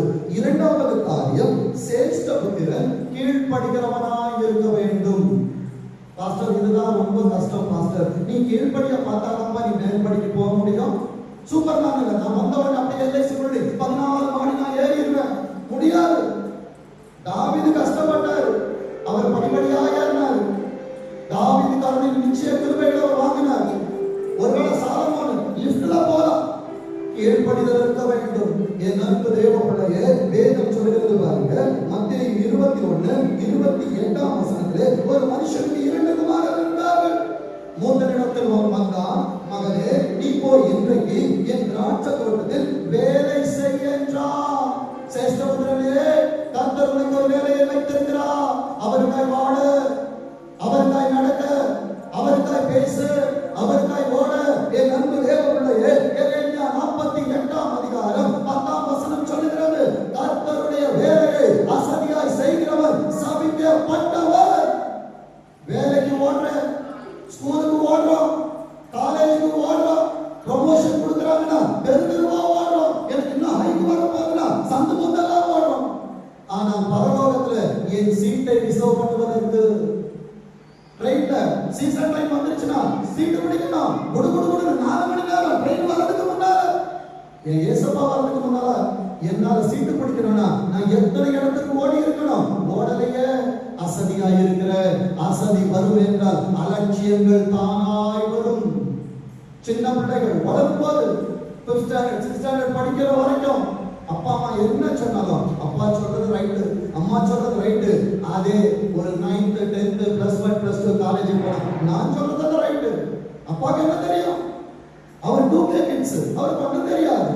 இந்த 2K கிட் இல்லைன்னா இன்னைக்கு இருக்கிற இந்த கிட்டு வந்திருக்க முடியாது. என் நண்பர் தேவ பிள்ளைகளே, இன்றைக்கு கிட்டாதான் தெரியும், நாளைக்கு யாரும் உங்களை கிட் பண்ணாம பார்த்துக்கோங்க. என் நண்பர் தேவ பிள்ளைய வேதம் சொல்லுகிறது மத்தேயு 21:29, அதற்கு அவன் மாட்டேன் என்றார். இதுதான் நம்ம அனுபவம். ஏசப்பா நான் வரமாட்டேன்ப்பா. ஆனா ஏசப்பாவுடைய அன்பு உள்ளத்துல உண்மையா இருந்துச்சுன்னா அவன் செய்தது என்ன தெரியுமா? ஆகிலும் பின்பு அவன் மனஸ்தாபப்பட்டு போனான். இன்றைக்கு என்ன பாவம் செய்தாலும் சரி, எந்த துரோகத்தை செய்திருந்தாலும் சரி, எத்தனை பொய் சொல்லி இருந்தாலும் சரி, உண்மையா மனஸ்தாபப்பட்டு பாரு. ஏசப்பா தெரியாம பண்ணிட்டேன், நிறைய தெரிஞ்சுதான் பண்றோம், அது ஒரு அடமொழி தெரியாம செஞ்சுட்டேன், தெரிந்துதான் செய்கிறோம், அப்புறம் தெரிந்தே செஞ்சுட்டேன், இனி செய்ய மாட்டப்பா.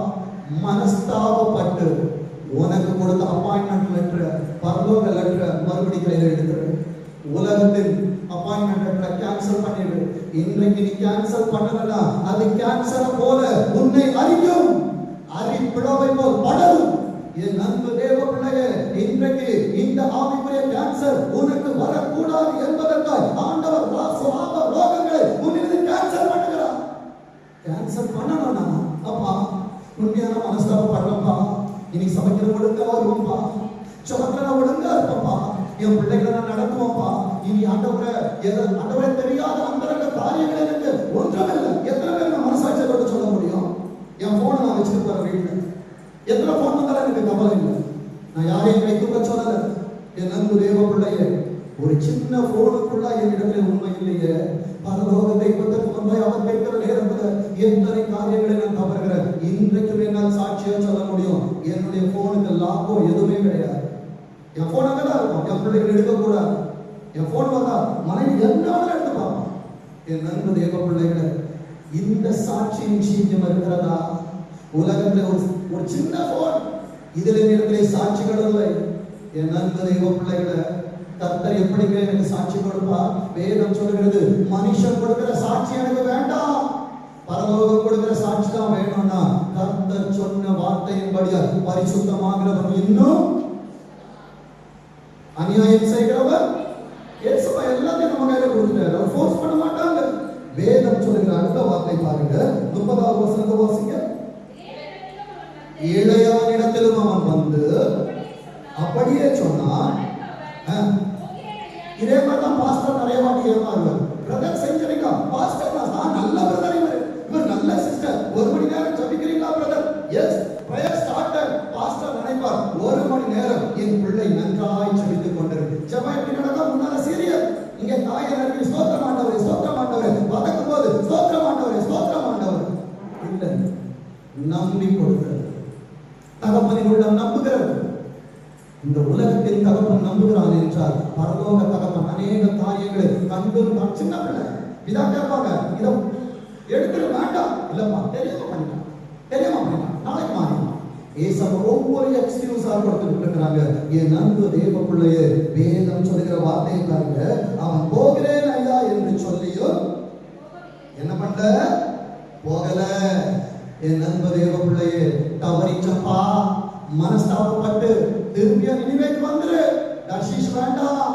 தர்ஷீஷ் போனா உன்னை மீனாதிக்க கொண்டு வரும். தர்ஷீஷுக்கு போனா உன்னை கொண்டு வரதுக்கு உன் சரீரத்தை புதைப்பதற்கும் ஆள் இல்லாமல் அனாதையா இருக்க நேரிடும். என் அன்பு தேவ பிள்ளைகளை, வேதம் சொல்லுகிற வார்த்தையை பாருங்க. ஆதியாகமம் 26ஆம் அதிகாரம், ஆதியாகமம் 26ஆம் அதிகாரம் 35வது வசனத்தை வாசிங்க. அவர்கள் ஈசாக்குக்கும் ரெபெக்காளுக்கும் மனநோவாய் இருந்தார்கள். ஈசாக்கும் யாக்கோபும் ட்வின்ஸ். 40 வயசுல ஏசாப்பை கல்யாணம் பண்ற 2 பெண்கள். அவர்கள் ஈசாக்கிற்கும் ரெபெக்காளுக்கும் மனநோவாய் இருந்தார்கள். இன்றைக்கு என் திருச்சபைக்கு நான் மனநோவாய் இருக்கிறேனா? இன்றைக்கு என் பெற்றோருக்கு நான் மனநோவாய் இருக்கிறேனா? இன்றைக்கு நான் பரலோகத்திற்கு மனநோவாய் இருக்கிறேன் என்றால் நான் சேஷ்ட புத்திரனாய் ஆண்டவருக்கு இருக்க முடியாது.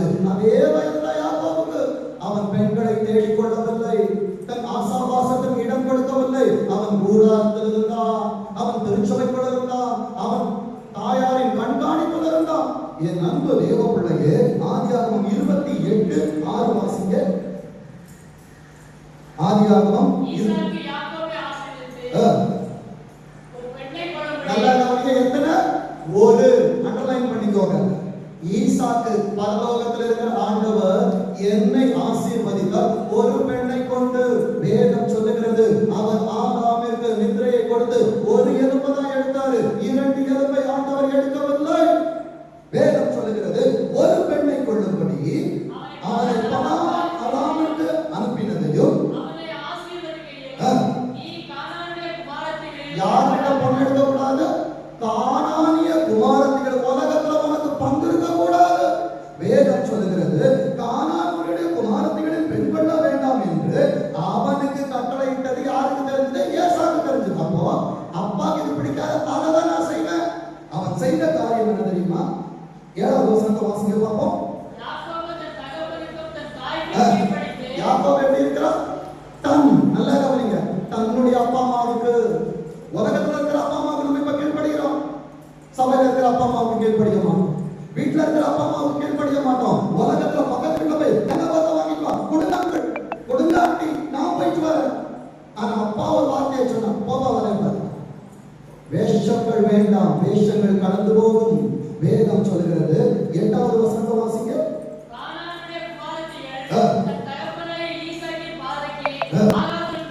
அப்பாவுடைய கண்ணுக்கு ஒண்ணு பிடிக்கலன்னா அது பிள்ளைக்கு என்ன பண்ணக்கூடாது? பிடிக்க கூடாது. பின்பாக கற்றுத்தருகிற ஏன் இது பிடிக்க கூடாது என்று சொல்லி வேதம் சொல்லுது. 9வது வசனத்தை வாசிங்க. அநியாயம் செய்கிறவர் இன்னும் என் அப்பாவுக்கு பிடிக்காது நான் இன்னும் செய்வேன், பாஸ்டருக்கு இது பிடிக்காது நான் இன்னும் பண்ணு. பாஸ்டர் கண்டிக்க மாட்டா. ஒரு certain extent எல்லைக்குள் வரைக்கும் பாஸ்டரால் வர முடியும், பாஸ்டர் அம்மாவால் வர முடியும், உச்சரிக்கிறவனால் வர முடியும், உன் கூட இருக்கிற சகோதரனால் வர முடியும். உன் எல்லையை தாண்டி தூர தேசத்துக்கு போனா பாஸ்டருக்கு கண்ணு தெரியாது.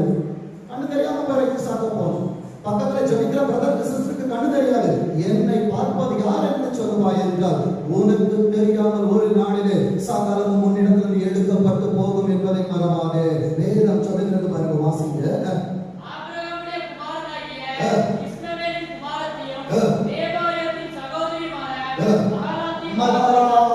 விவாதம் பண்ணலாம். ஒரு மனைவியை வச்சுட்டு நம்மளால வாழ முடியல. இவருக்கு 3 மனைவி. அவர் எப்படி வாழ்ந்தாலும் ஆண்டவர் ஒருவரே அறிவார். வேதம் சொல்லுகிற வார்த்தை பாருங்க. மல்கியா 2ஆம் அதிகாரம் 15ஆம் வசனத்தை வாசிக்க பார்ப்போம். மல்கியா 2:15. அவர் எத்தனை பேர் படைச்சாரு? எத்தனை பேர் படைச்சாரு? நான் சொல்லல, தயவு செய்து சொல்லுகிறேன். இதற்கும் எனக்கும் சம்பந்தம் கிடையாது. யாருக்காவது ஏதாவது வேண்டும் என்றால் உங்கள் செவாரியில் முழங்கால் படியிட்டு ஆண்டவரிடத்திலே தயவு பண்ணி கேட்டுக்கோங்க. ஏசப்பா, ஏன் ஆண்டவரே ஒருவனை படைத்தீர்? வேதம் சொல்லுகிறது, வாசிங்க. ஆவி அவரிடத்தில் பரிபூரணமாயிருந்தது. நீ பரிபூரணமா இருக்கணும், சேஷ்டபுத்திரனா இருக்கணும், அவருக்கு பிரியமா இருக்கணும் என்று சொல்லுதான். உனக்குள் ஜீவ ஆத்மாவை ஆண்டவர் வைத்தார். வேதம் சொல்லுகிறது பாருங்க.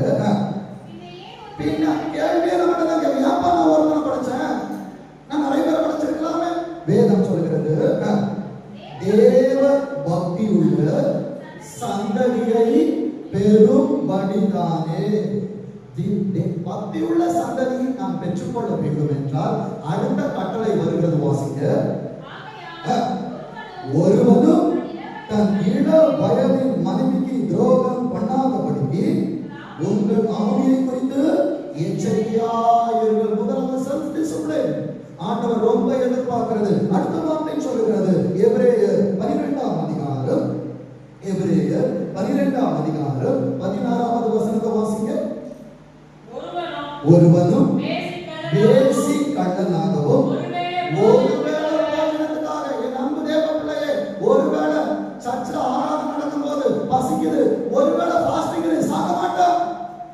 ஆனா இன்றைக்கு நான் பக்கத்து கடைக்கு போவேன், இட்லி வாங்க போவேன், தோசை சாப்பிட போவேன், கூட போகும்போது 10 பேரை கூட்டிட்டு போவேன், சேஷ்டபுத்திர பாகத்தை இழந்து போவான். இன்னைக்கு இல்ல, சாகர வரைக்கும் சபையிலிருந்து எழுந்து போகாத. இது சபையின் நியமம், நான் சொன்னது இல்லை, பரலோகம் சொல்லி தருவது. வேதம் சொல்லுகிறது பாருங்க, ஒரு வேளை போஜனத்துக்காக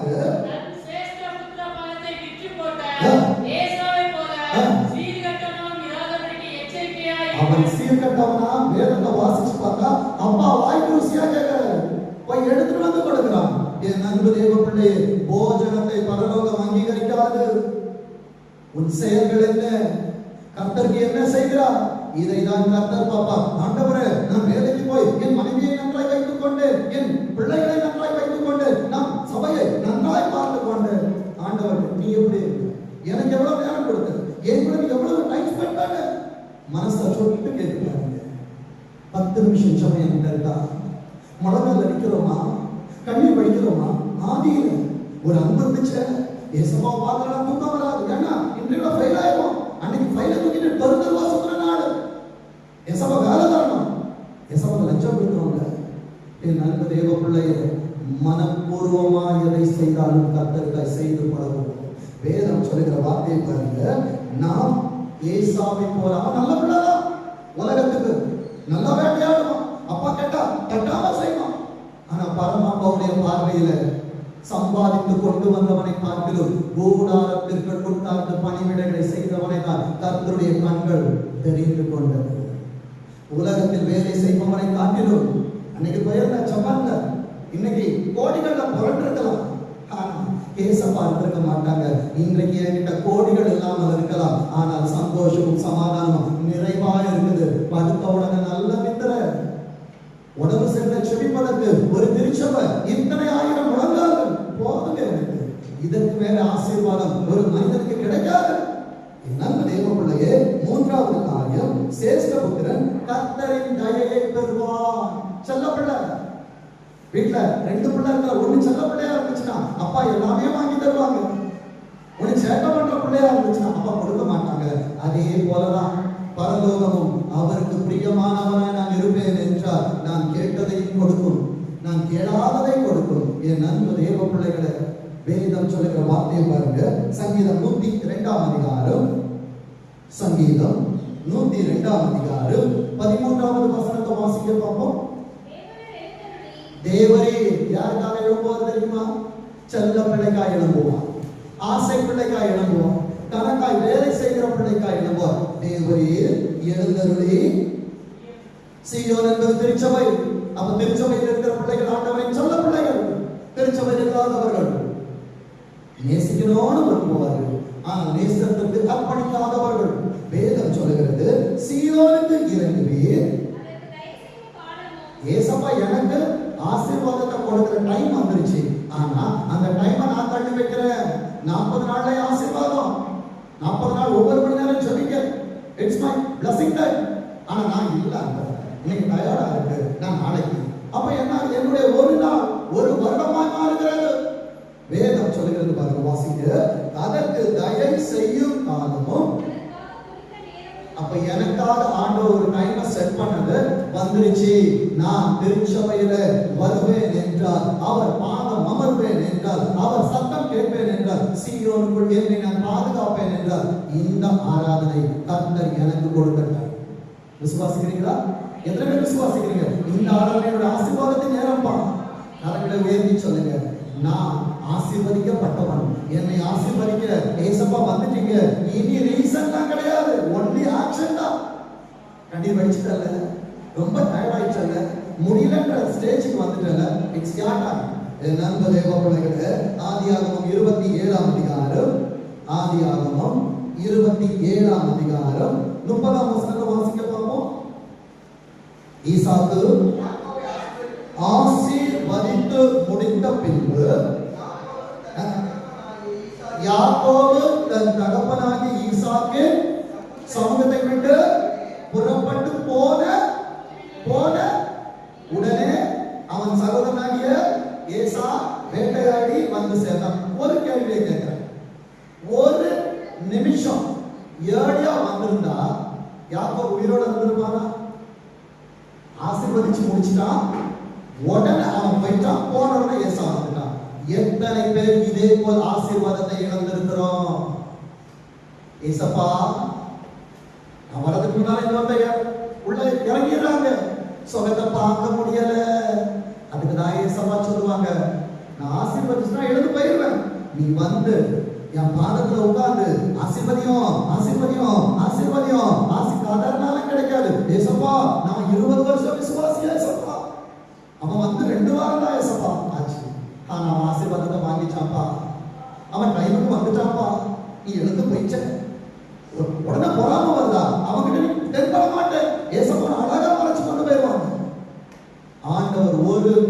தாமதித்து இருப்பார் என்றால் அடுத்த விடியற் காலத்து வெளிச்சம் யாக்கோபுக்கு இல்ல. கர்த்தரின் அனாதி சித்தம், ஆண்டவரின் அனாதி தீர்மானம் யாக்கோபு ஆசீர்வதிக்கப்பட வேண்டும் என்பது என் அன்பு தேவ பிள்ளைக்கு சேஷ்ட புத்திர பாகத்தை கொடுத்தார். திருச்சபைக்குள் அடங்கி இருந்து பணிவிடை செய்தவனுக்கு ஆசீர்வாதத்தை பெற்றுக் கொள்ள பண்ணினார். இதுதான் கர்த்தரின் தயை. இன்றைக்கு நான் எத்தனை தயையை இழந்திருக்கிற நேரம் தவறி வருவதினால் திருச்சபைய தயவாய் சொல்லுகிற வருகிற வாரத்தில் இருந்தாவது 7 மணி ஆராதனைக்கு 6:59 வந்துடலாம். இன்னைக்கு எல்லாரும் ஒரு டேப் கொடுத்துருக்காங்க ஆபீஸ்ல. லேட்டா போனா கதவு திறக்காது, அதுக்காக ஓடுறோம். ஆனா இங்க வந்தா நான் வந்தாதான்ப்பா சபை இல்ல, நீ வரலனால சபை இருக்கும். உனக்காய் கொடுக்கப்பட்ட பணிவிட ஆவிகள் இங்க இருப்பாங்க, நீ தான் வீட்டுல இருப்ப. என் நண்பு தேவ பிள்ளைய இந்த ஊழியர்கள் 1000 பேருக்கு மெசேஜ் கொடுத்துருக்க வந்து நிக்கிற யாரும் இல்லாத நேரத்தில் நானும் மனைவி முதல் விசுவாசி மூத்த பிள்ளை இவ்வளவுதான் என் சபை. இன்றைக்கு கர்த்தர் நிற்க வைத்திருக்கிறார். இவர்கள் இல்லாவிட்டாலும் இந்த கல் பேசிக்கொண்டேதான் இருக்கும். இன்றைக்கு கதறுவது எனக்கு தெரியுமா? இந்த ஆசீர்வாதத்தை வேறு சீயோன் குமாரத்தி அநேக சபை திருச்சபைகள் பெற்றுக் கொடுக்கிறார்கள் என்றால் ஆசீர்வாதம் இங்கே இறங்குகிறது. இடங்கள் வெறுமையாக இருக்கிற இடத்திலே அந்த காளைகள் சிறகடித்து எவைகள் கேட்டுக்கொண்டிருக்கிறதோ அங்கே போகிறது. இன்றைக்கு என் வாழ்க்கை வனாந்திரமாய் வெட்டாந்தரையாய் விடப்பட்டிருக்கிறது. தொழில்கள் வெட்டாந்தரையானதற்கு காரணம் நான் தேவ சமூகத்திற்கு தாமதமாய் வந்தது. என் ப்ரமோஷன் தள்ளி போனது, நான் லேட்டா வந்தது. என்னுடைய ஹைக் வராம போனது, நான் லேட்டாய் வந்தது. என் அன்பு தேவ பிள்ளைகளே, இன்றைக்காவலும் மனம் மாறுவோம். வேதம் சொல்லுகிற வார்த்தையை பாருங்க, வாசிக்க பார்ப்போம். வாசிக்க ஆதியாகமம் 27:30 வாசிங்க.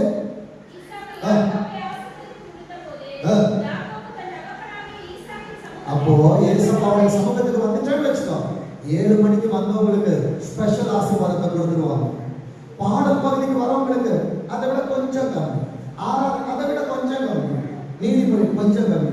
வார்த்தையெல்லாம் ஏசப்பா ஹெவியா வச்சிருப்பாங்க. நோ, அங்க வெறும் எழுதி கொண்டு நீ போய் வீட்டுல போய் நீ சமைச்சு சாப்பிடணும். இதுக்கு முன்னால டைமுக்கு வந்துச்சுன்னா டைரக்டா சாப்பாடு உள்ள போயிடும். ஆனா செய்திக்கு வந்தா ஆனா நம்ம பிளைட் கொண்டு வர மாட்டோமே, டைரி கொண்டு வர மாட்டோமே. ஜோஷ்வாட கேட்ட தோப்புல எடுக்கிற இன்னும் எடுத்துக்கிட்டே இருக்கிற ஸ்கூல்ல இந்த ரீசன் சொல்லுங்க. ஜோஷ்வா சொல்லுங்க, பெண் எழுது. என் நண்பு தேவ பிள்ளைகளை யாராவது நினைச்சது அடுத்த ஜெனரேஷனுக்கு பாஸ்டர் இப்படிதான், இதுக்கு முன்னாடி இந்த ஜெனரேஷனுக்கு பாஸ்டர் எப்படி இருக்காரு என்பது தெரியும். ஆனா இப்போ இருக்கிற பெரியவர்களுக்கு தெரியாது, அன்பானவர்களை தெரியும். என் நண்பு தேவ பிள்ளைகளை வேதம் சொல்லுகிறது, அட்லீஸ்ட் நான் சாப்பாடு சாப்பிட வரல, என் பிள்ளைகளை போய் தேசமா நீங்க தரதையாக எடுத்து போய் வீட்டுல சமைக்கணும் என்கிற அறிவில்லை. வேதம் சொல்லுகிறது எபிரேயர் 12ஆம் அதிகாரம், எபிரேயர் 12ஆம் அதிகாரம் 17ஆவது வசனத்தை வாசிக்க பார்ப்போம். பிற்பாடு ஏசப்பா நீங்க வரும்போது நாம உங்க கூட அப்படியே உங்க வஸ்திரத்தை கொண்டுட்டு ஓடி வந்துருவேன். வஸ்திரத்தை கொண்டவனுக்கு சுகம் கிடைச்சதில்ல. நீங்க வந்த உடனே நாம மத்தியானத்துல பார்த்து இயேசுவே ஏசப்பா, அவர் விஜயாஜிதா அல்ல உன்னை பார்த்து கை காட்டுறதுக்கு, அவர் அவர்களை படைத்த அந்த சராசரங்களை படைத்தவர். நடிகரை பார்க்க ஓடுறோம், நடிகை பார்க்க ஓடுறோம், ஃபர்ஸ்ட் டிக்கெட் வாங்குறோம். சர்ச்சை அதை விட இளைஞரமாகிவிட்டதா? என் நண்பு தேவ பிள்ளைகளை வேதம் சொல்லுகிறது, ஏனென்றால் அவர் பரிசுத்தர், ஏனென்றால் அவர் சகலத்தை படைத்தவர், ஏனென்றால் பிற்பாடு அவன் ஆசீர்வாதத்தை விரும்புறோம், கிடைக்கல, விரும்பின கிடைக்கல. ஏன் தெரியுமா? ஏசப்பாக்கு விருப்பம் இல்லாதது நம்ம எடுத்து வச்சுட்டோம். அவன் பிற்பாடு விரும்பியும் எப்படி தள்ளப்பட்டான்? ஆதாரம் என்று தள்ளின. கல்லு மூளைக்கு தலைக்கெல்லாம் மாறணுமே தவிர ஆதாரத்துக்கு ஒண்ணுக்கும் உதவதற்கு வெளியே போயிடக்கூடாது. அநேகரை ஆண்டவர் கார்னர் ஸ்டோனாய் அபிஷேகித்தார், மூளைக்கல்லாய் வைத்தார், தலைக்கல்லாய் வைத்தார். செருபாபேலே அதற்கு கிருபை உண்டாவதாக, கிருபை உண்டாவதாக தலைக்கல்லை கர்த்தர் கொண்டு வர வைத்தார். இன்றைக்கு நான் எங்கே இருக்கிறேன்? வேதம் சொல்லுகிறது பாருங்க, ஆகாதவன் என்று தள்ளப்பட்டதை அறிவீர்கள். அவன் கண்ணீர் விட்டு கவலையோடு தேடியும்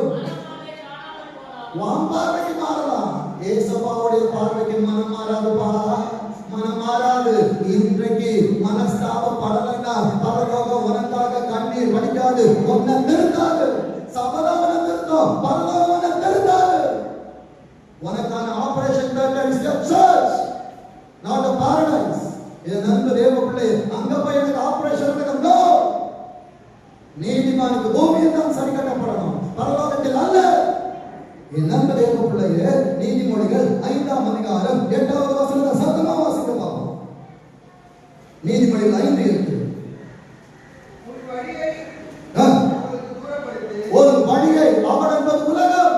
அந்த அவளை நீங்க யாராவது எடுத்துக்கோங்க. பணம் என்கிற அவள், புகழ் என்கிற அவள், வேலை என்கிற அவள், உறவுகள் என்கிற அவள், தோழமை என்கிற அவள், யாராவது இருக்கட்டும், ஒரு வழியை அவளுக்கு தூரப்படுத்து. ஓய்ந்திருக்க வேண்டிய நேரத்தில் எதை நான் வைத்திருந்தாலும் அது எனக்கு அவள். வேதம் சொல்லுகிறது, அவளுக்கு தூரப்படுத்து. உனக்கான ஒரு வாசல் உண்டு, பரலோக வாசல். உன் ஆலய கதவுகள், என் ஆலயத்தின் கதவருகே காத்திருந்து நித்தம் அவருக்காய் விழித்திருக்கிற அனுபவம் சிரேஷ்டபுத்திரனே உனக்கு இருக்க வேண்டும். வேதம் சொல்கிறது 11வது வசனத்தை வாசிங்க. முடிவிலே இப்ப நல்லா இருக்க, நல்லா நான் பலசாலி, ஜிம்முக்கு போறேன், 6 பேக் வச்சிருக்கிறேன். என் அன்பு தேவ பிள்ளையே, நீ 6 பேக் வச்சிருக்கிற ஆண்டவர் கேட்க மாட்டாரு. இல்ல நீ ஃபேமிலி பேக் வச்சியா ஆண்டவர் கேட்க மாட்டாரு. ஆண்டவருக்கா எத்தனை பேரை சேகரித்தா, இதுதான் கொஸ்டின். என் அன்பு தேவ பிள்ளையே, வேதம் சொல்லுகிறது, இன்னைக்கு தெரியாது, காரியத்தை துவக்கத்தை பார்க்காதே, முடிவை பார். ஆபோகம் 2:3 சொல்லுகிறது, குறித்த காலத்துக்கு தரிசனமே உனக்காய் ஆவியானவர் இன்னும் மறித்து பேசுகிறார். தரிசனமே உனக்காய் கர்த்தர் இன்றைக்கு வார்த்தை தருகிறார். குறித்த காலத்திற்கு தரிசனம் இன்னும் வைக்கப்பட்டிருக்கிறது. எப்ப நடக்கும்? முடிவில் கடைசி வரைக்கும் உண்மையா இருந்தா ஆண்டவருக்காய் வாழ்ந்தவர்களுக்கும் வாழாதவர்களுக்கும் வித்தியாசம் உண்டு. வேதம் சொல்கிறது, முடிவில் ஒரு மாம்சமும் ஒரு சரீரமும் என்னாடியா உருவாணிச்சிடும், வாலிபம் பயிரும், இன்னைக்கு இருக்கிற பலன் பயிரும். அடுத்தது அப்ப வரவர்களுக்கும் அன்றைக்கு ஆண்டவர் கடந்து போய்விட்டார், என் ரட்சிப்பு எடுக்கப்பட்டு போய்விட்டார். என் அன்பு தெய்வ பிள்ளையே, 12வது வசனம், ஐயோ இப்ப தெரியுமா, பாதாளத்துக்கு போறவனுக்கு ஐயோ ஐயோ என்று சொல்லுகிறவனுக்கு பாதாளம். என் வாழ்க்கை ஐயோ வருகிறது என்றால் பாதாளத்தில் என் பெயர் எழுதப்பட்டிருக்கிறது. ஐயோ நான் விருதேனே கடிந்துபடுதலை என் மனம் ஏசாவை போல் சேஷ்டபுத்திர பாகத்தை அலட்சியம் உபதேசம் என்கிறது சேஷ்டபுத்திர பாகம். நான் அலட்சியம் பண்ணினேனே. 13வது வசனம், இந்த பைத்தியக்காரனின் சொல்லை போன வாரம் சொன்னேன், I am a special child to God. எனக்கு மூல வளர்ச்சி இல்ல, உலகமே எனக்கு சர்டிபிகேட் அப்படிதான் கொடுத்தது, இது மூல வளர்ச்சி இல்லாத பிள்ளை. ஆனால் கர்த்தர் கொடுத்த மூளையினால் இதுவரை செயல்பட்டு கொண்டிருக்கிறார். என் அன்பு தேவ பிள்ளைய, ஜோஷ்வா ஹாஸ்பிட்டல்ல எனக்கு கொடுத்த சர்டிபிகேட் தான் 8 மாசம் பிள்ளை, மூல வளர்ச்சி இருக்காது. அப்போட மெக்கானிக் வேலையை கத்து கொடுத்துருங்க. இன்றைக்கு மெக்கானிக்குகளை அல்ல, ஆண்டவருக்காக ஒரு கூட்டத்தை உருவாக்க கர்த்தர் பயன்படுத்தி கொண்டிருக்கிறார். என் அன்பு தேவ பிள்ளைகளே, ஆண்டவர் அழகை பார்க்க மாட்டார், ஆண்டவர் பணத்தை பார்க்க மாட்டார். என் உள்ளான இருதயத்தில் இருக்கிறதான பாரத்தை, வைராக்கியத்தை அவர் பார்க்கிற தேவனாய் இருக்கிறார். வேதம் சொல்லுகிறது பாருங்க, என் போதகரின் சொல்லை நான் கேளாமலும், எனக்கு உபதேசம் நிறைய பேர் பண்ணாங்க, ஆனா உபதேசம் எனக்கு பிடிக்கல, கசக்குது. என் அன்பு தேவ பிள்ளைகளே, ஒரு நாளில் நீ தூரமாய் இருப்பாய். எனக்கு யாராவது ஆறுதல் சொல்லட்டும் என்று சொல்லி கேட்கிற நேரத்தில் சாய்ந்து கொண்ட உறவுகள் இருக்காது. வேதம் சொல்லுகிறது, எனக்கு உபதேசம் பண்ணினவர்களுக்கு என் செவியை நான் சாய்க்கல. தயை வேண்டும் என்றால் செவி சாய்க்கிறவனாக இருக்க வேண்டும். சேஷ்டபுத்திரனே, காதுள்ளவன் கேட்க கடவன். 7 சபைகளுக்கு எழுது என்று சொன்னவர் இன்றைக்கு எழுத வைத்திருக்கிறார், நீயும் எழுதிக்கொள். 4வது காரியம், சேஷ்டபுத்திரனுக்கு தண்டனை உண்டு. என் ஆண்டவரே, இவ்வளவு நிலை இப்படி இருக்கணும் அப்படி இருக்கணும்னு சொன்னீங்க, இன்னைக்கு நான் சேஷ்டபுத்திரனா எல்லாத்தையும் கொடுத்துட்டு உங்ககிட்ட நான் வந்திருக்கிறேன்ப்பா.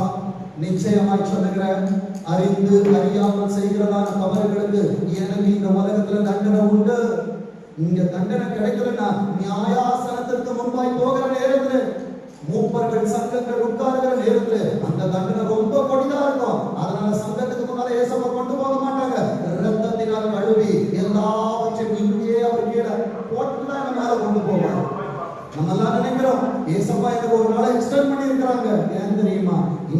கிட்ட ஒரு குறை இருக்கு. அந்த குறையை மாத்தணும்ன்றதுக்காக ஏசப்பா எக்ஸ்டெண்ட் பண்றாங்க. நீதிமான் மடிந்து போகிறான், ஒருவன் வரை தன் மனதில் வைக்காமல் இருக்கிறான். என் நண்பர் ஏவ பிள்ளைங்க பரிசுத்த வாங்க ஆண்டவர் டக்கு டக்கு டக்கு எடுத்துட்டு போறாங்க. ஏன்னா மறுபடியும் பாவம் செஞ்சுட்டாங்க, திருப்பி நான் எக்ஸ்டெண்ட் பண்ணணும். என் நண்பர் ஏவ பிள்ளைகளை இன்னைக்கு நம்ம எக்ஸ்டென்ஷன்ல இருக்கிறோம். என் நண்பர் ஏவ பிள்ளைய வேதம் சொல்லுகிற வார்த்தையை பாருங்க. நீதிமொழிகள் 11ஆம் அதிகாரம் 31ஆம் வசனம் இப்படியாக சொல்லுகிறது, இதோ நீதிமானுக்கு பூமியில் சரி கட்டப்படுமே. அப்ப நமக்கு நியாய தீர்ப்பு எங்க இருக்குது? தேவ வீட்டுல. இங்க ஒவ்வொரு நாள் என் நண்பர் தேவ பிள்ளைகள் என்னை நோக்க பேசுகிறார்கள், என்னை உருவ குத்துறாங்க. இருதயத்துக்கு அது குத்துதுன்னா நிச்சயமா உனக்கான வார்த்தை. என்னிடத்துல ஏதோ ஒரு குறை இருக்குது, அது குத்தும் போது அதை அப்படியே எடுத்து வெளியே போட்டு அதை அறுக்கும் போது விட்டு கொடுத்துரு. என் நண்பர் தேவ பிள்ளை, விட்டு கொடுத்தவன் கெட்டு போனதில்லை, கெட்டு போனவன் விட்டு கொடுத்தது இல்லை. வேதம் சொல்லுகிற வார்த்தையை பாருங்க.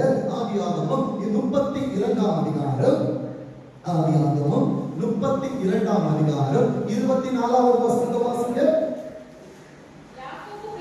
யாக்கோபு பிந்தி தனித்திருந்தான். ஏசப்பா இன்னைக்கு உங்க கூட போராடுறாங்களா? இருதயத்துல பேசுறாங்களா? என் அன்பு தேவ பிள்ளைய, இதுவரைக்கும் சபையில ஒரு வார்த்தை வந்துச்சுன்னா ஆமே நல்ல பாஸ்டர் இந்தாங்க வாங்கிக்கோங்க கைத்தட்டு. ஆனா இன்னைக்கு கைத்தட்டு வரல, ஆமே வரல. ஏனென்றால் ஆவியானவர் உள்ளே அவர் அறுவை சிகிச்சை செய்து கொண்டிருக்கிறார் என்றால் வலிக்கும். விட்டு கொடுத்துரு. ஏன்னா பாவம் செஞ்சது நானு, தண்டனை அனுபவிக்கணும். உப்ப தின்னுட்டேன், தண்ணி குடிச்சுதான் ஆகணும். வேதம் சொல்லுகிற வார்த்தையை பாருங்க. பொழுது விடியுமடும். ஏசப்பா ஒரு பொழுது என்பது உன் வாழ்க்கை, உன் வாழ்க்கை முடிகிற கடைசி தருணம் வரைக்கும் போராடுவான். என் மருந்து தருணம் எப்படி இருக்கணும் தெரியுமா? அலர்களா இருக்கக்கூடாது, அதோ என்ன குடிப்பா வராங்க, இப்படி இருக்கக்கூடாது. தூங்கணும். மறுநாள் காலையில பூமிக்கு பாரம் இல்லாம போயிடணும். இதுதான் நல்லது. ஏன் தெரியுமா? ஆண்டவரை சுத்திகரித்து விட்டார், பரலோகத்தில் வட்டி சேர்த்துக் கொண்டார். வேதம் சொல்லுகிறது பாருங்க. 25ஆம் வசனத்தை வாசிங்க. அவனை ஏன் மேற்கொள்ள தெரியுமா? ஏசப்பா அவனுக்கு விட்டுருந்தான்னு வச்சுக்கோங்க, யாக்கோபை ஆண்டவர் கைவிட்டிருப்பான். ஏன்னா லாபான் பின்னால வந்தான், ஏசப்பா போய் தடுத்தாங்க. இப்போ இன்னொரு வார்த்தை வருது, ஏசா 400 பேரோட வரான். பயம் வந்துருச்சு. 20 வருஷம் ஆண்டவரோடு பேசாத யாக்கோபு என்ன பண்ணான் தெரியுமா? ஏசப்பா எல்லா ஆசீர்வாதம் அந்த சைடு அனுப்பிட்டு இவன் யாக்கோபு ஆற்றங்கரையில் உட்கார்ந்தார். இன்றைக்கு திருச்சபையே நீ உட்கார்ந்திருக்கிற சேரு உனக்கு யாக்கோபு ஆற்றங்கரையாய் மாறட்டும். உன் கண்ணு திறந்திருக்கட்டும், செவி வார்த்தையை கேட்கட்டும். உன் இருதயத்திற்குள்ள உன் போராட்டம் ஆண்டவரோடு. இன்னைக்கு ஏசாவை விட்ட ஏசா வந்துருவான். எத்தனை பேரோட வரா? எத்தனை பேரோட வந்தான்? 400 பேரோடு வருவான். சத்துரு வெள்ளம் போல் கலந்து வருவான், வாரிச்சு போயிடுவான். திருச்சபையே இன்றைக்கு போராடு ஆண்டவரோடு. என் அன்பு மகனே மகளே, இந்த நாளில் போராட்டத்தை விட்டுட்டா 7 மடங்கு அக்கினி சூடாயிரும். என் அன்பு தேவ பிள்ளைய, வேதம் சொல்லுகிறது பாருங்க. 25 அவனை மேற்கொள்ளாததை கண்டு ஏசப்பா என்ன பண்ணுவாங்க? ஏன்பா என்ன மட்டும் அடிக்கிறீங்க? பிரியமான பிள்ளைய அடிப்பாரு, தண்ணி தெளிச்சு விட்டோம் விட்டுருவார். அதே போலதான் ஏசப்பா ஏசாவின் தொடை சந்தை ஆண்டவர் பிடிக்கல. ஆண்டவர் யாருடைய தொடை சந்தை தொட்டா? யாருடைய? பிரியமான பிள்ளைகளுக்கு தான் சிக்ஷை. தகப்பன் தான் நேசிக்கிற புத்திரனை தான் சிக்ஷிக்கிறான். அவன் மேல் அன்பா இருக்கிறவனோ அவனை ஏற்கனவே தண்டித்திருக்கிறான். ஏசா நாளைக்கு பரலோகம் வந்தா கேட்பாரு, என்னை ஏமாத்திட்டு போனவன உங்களுக்கு இருதயத்துக்கு ஏற்றம்னு சொல்றீங்க. ஏசப்பா சொல்லுவாரு, ஒன்னு நான் அடிக்கல, அவன் காலை உடைச்ச, அவன் தொடைய தொட்ட. இன்றைக்கு அநேக அடிகள் வாங்கின பிற்பாடும் இது தற்செயலாய் நடந்தது என்று சொல்லாது, தேவ செயல் என்று ஆண்டவர் ஒருவரே பேசுகிறார். வேதம் சொல்லுகிற வார்த்தை பாருங்க. ஆதியாகமம் 25:23 ஒரு வார்த்தை வரும். ஏசப்பாவுடைய திட்டம் என்ன தெரியுமா? கடைசி வார்த்தை படிக்க பார்ப்போம். ஆதியாகமம் 25:23 கடைசி வார்த்தை. மூத்தவர் வார்த்தை என்னது? மூத்தவர் இளையவனை சேவிக்கணும். அது அம்மாவுக்கு அதுக்குள்ள அவசரம். என் பிள்ளைக்கு நான் ஆசீர்வாதத்தை வாங்கி கொடுக்கணும். திருட்டுத்தன வழியை கற்றுக் கொடுக்கிறாங்க. சபை திருட்டுத்தனத்தை கற்றுக் கொடுக்கும் என்றால் ஆண்டவரை அங்கீகரிக்க மாட்டான். எப்படி வாழலாம் என்று திருச்சபை சொல்லும் என்ற திருச்சபை கர்த்தர் அளிப்பார். ரெபெக்கா என்பது திருச்சபை, ஈசாக்கு என்பது பரலோகம். மகனே, ஏசாவை போல் மேலே போட்டிக்கோ. அப்பா கேட்கிறாரு, கைகள் ஏசாவின் கைகள், குரலோ யாக்கோபுடைய. நான் ஏசாதான் ஆண்டவரே, காணாதவர் போல இருக்கிறார். பொய் சொல்லுகிற நேரத்தில் உங்ககிட்ட கேட்கல. தண்டனை என்ன தெரியுமா? ஏசாவோட வாக்கு தத்தத்தை நம்பி நாம் திருச்சபை இருக்கணுமே தவிர பாஸ்டருடைய வார்த்தையை நம்பி அல்ல. பாஸ்டர் நிறைய திருத்தம் சொல்லி தருவார், ஏன்னா பிள்ளை பரலோகம் வந்துடணும், எப்படியாவது ஆசீர்வாதம். ஆனா பரலோகம் என்ன பண்ண தெரியுமா? அவள் சொன்னா, வாசிங்க பார்ப்போம். 27ஆம் அதிகாரம் 13வது வசனத்தை வாசிங்க. ரெபெக்கா சொல்லுகிற காரியத்தை ஆதியாகமம் 27:13. இல்லம்மா, ஆதியாகமம் 27:13.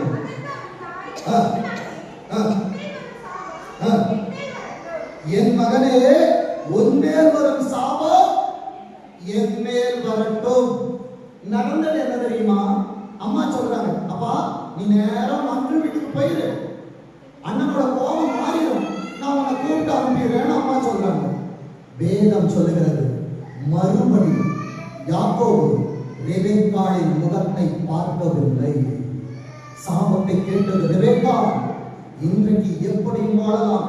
பாஸ்டர் காம்ப்ரமைஸ் ஆனார்னா எப்படி வேணாலும் இருங்க, காம்ப்ரமைஸ் ஆனா ஒரு நாளில் பாஸ்டர் இல்லாமல் போய்விடுவார், சபை இல்லாமல் போய்விடும். என் அன்பு தேவ பிள்ளைகளே, ஈசாக்கு சொல்லுவதை, பரலோகம் சொல்லுவதை சபைக்கு போதிக்கிற ஊழியக்காரனாக இருக்க நான் ஆசைப்படுகிறேன். வேதம் சொல்லுகிறதை பாருங்க. 35வது அதிகாரத்துல 28வது வசனத்தை வாசிங்க. ஆதியாகமம் 35:28. வெறுத்தாப்பியமும் இவர்தான் சொன்னார், மகனே நான் சீக்கிரம் செத்து போவேன், நீ எனக்கு வாய்ப்பு ருசியா ஏதாவது கொண்டு வா. சாமன் சொல்லுவோம், சீக்கிரம் சாக மாட்டான். இது வேதத்தின் தீர்க்க தரிசனம். என் அன்பு தெய்வ பிள்ளைகளை, நான் செத்துருவோம்பா, உன்னை ஆசீர்வதிக்கணும், நீ வெளியே போய் கொண்டு வா. ஆனால் சாபம் தன் மேல் வரட்டும் என்று தன் மகனுக்காய் இருந்ததான சாபத்தை பெற்றுக்கொண்ட ரெபெக்காள் மரித்து போனாள். ஆனால் இவன் ஆசீர்வாதத்தை சுதந்திரித்துக் கொண்டு வருகிற நேரத்தில் தகப்பன் உயிரோடு இருக்கிறார். இப்ப சொல்லுங்க, என் மீட்பர் உயிரோடு இருக்கிறார். ஆண்டவர் மாண்டு போவாரா? ஊழியக்காரன் மாண்டு போவார், சபை மாண்டு போகும். ஆனால் அழைத்தவர், படைத்தவர், உன்னோடு பேசுகிறவர், நீ வரும்போது உயிரோடு இருப்ப, வரும்போது ஆசீர்வாதத்தோடு வரும். என் நண்பு தேவ பிள்ளைகளை, 28ஆம் வசனம் சொல்கிறது, ஈசாக்கு விருத்தாப்பியமும் பூரண ஆயுசுள்ளவனுமாய் 180 வருஷம் ஜீவித்திருந்தார். என் அன்பு தேவ பிள்ளையே, உன் ஆசீர்வாதத்தை பார்க்க, உன் பிள்ளையோட ஆசீர்வாதத்தை பார்க்க, மனாசேயை எப்ராயிமை ஆசீர்வதிக்க இந்த ஈசாக்கு உயிரோட தான் இருப்பான். என் அன்பு தேவ பிள்ளையே, வேதம் சொல்லுகிறது, சேஷ்ட புத்திரனாய் அழைக்கப்பட்டவனுடைய ஆசீர்வாதம். இவ்வளவு நேரம் கேட்டோம், ஏசப்பா என்ன தண்டிப்பீங்களப்பா, நான் தண்டனை பார்க்கிறேன்ப்பா. கேட்டீங்கல்ல, ஏசப்பா ஆசீர்வாதத்தை தராங்க. எழுதி வைத்துக் கொள்ளுங்கள். ரோமர்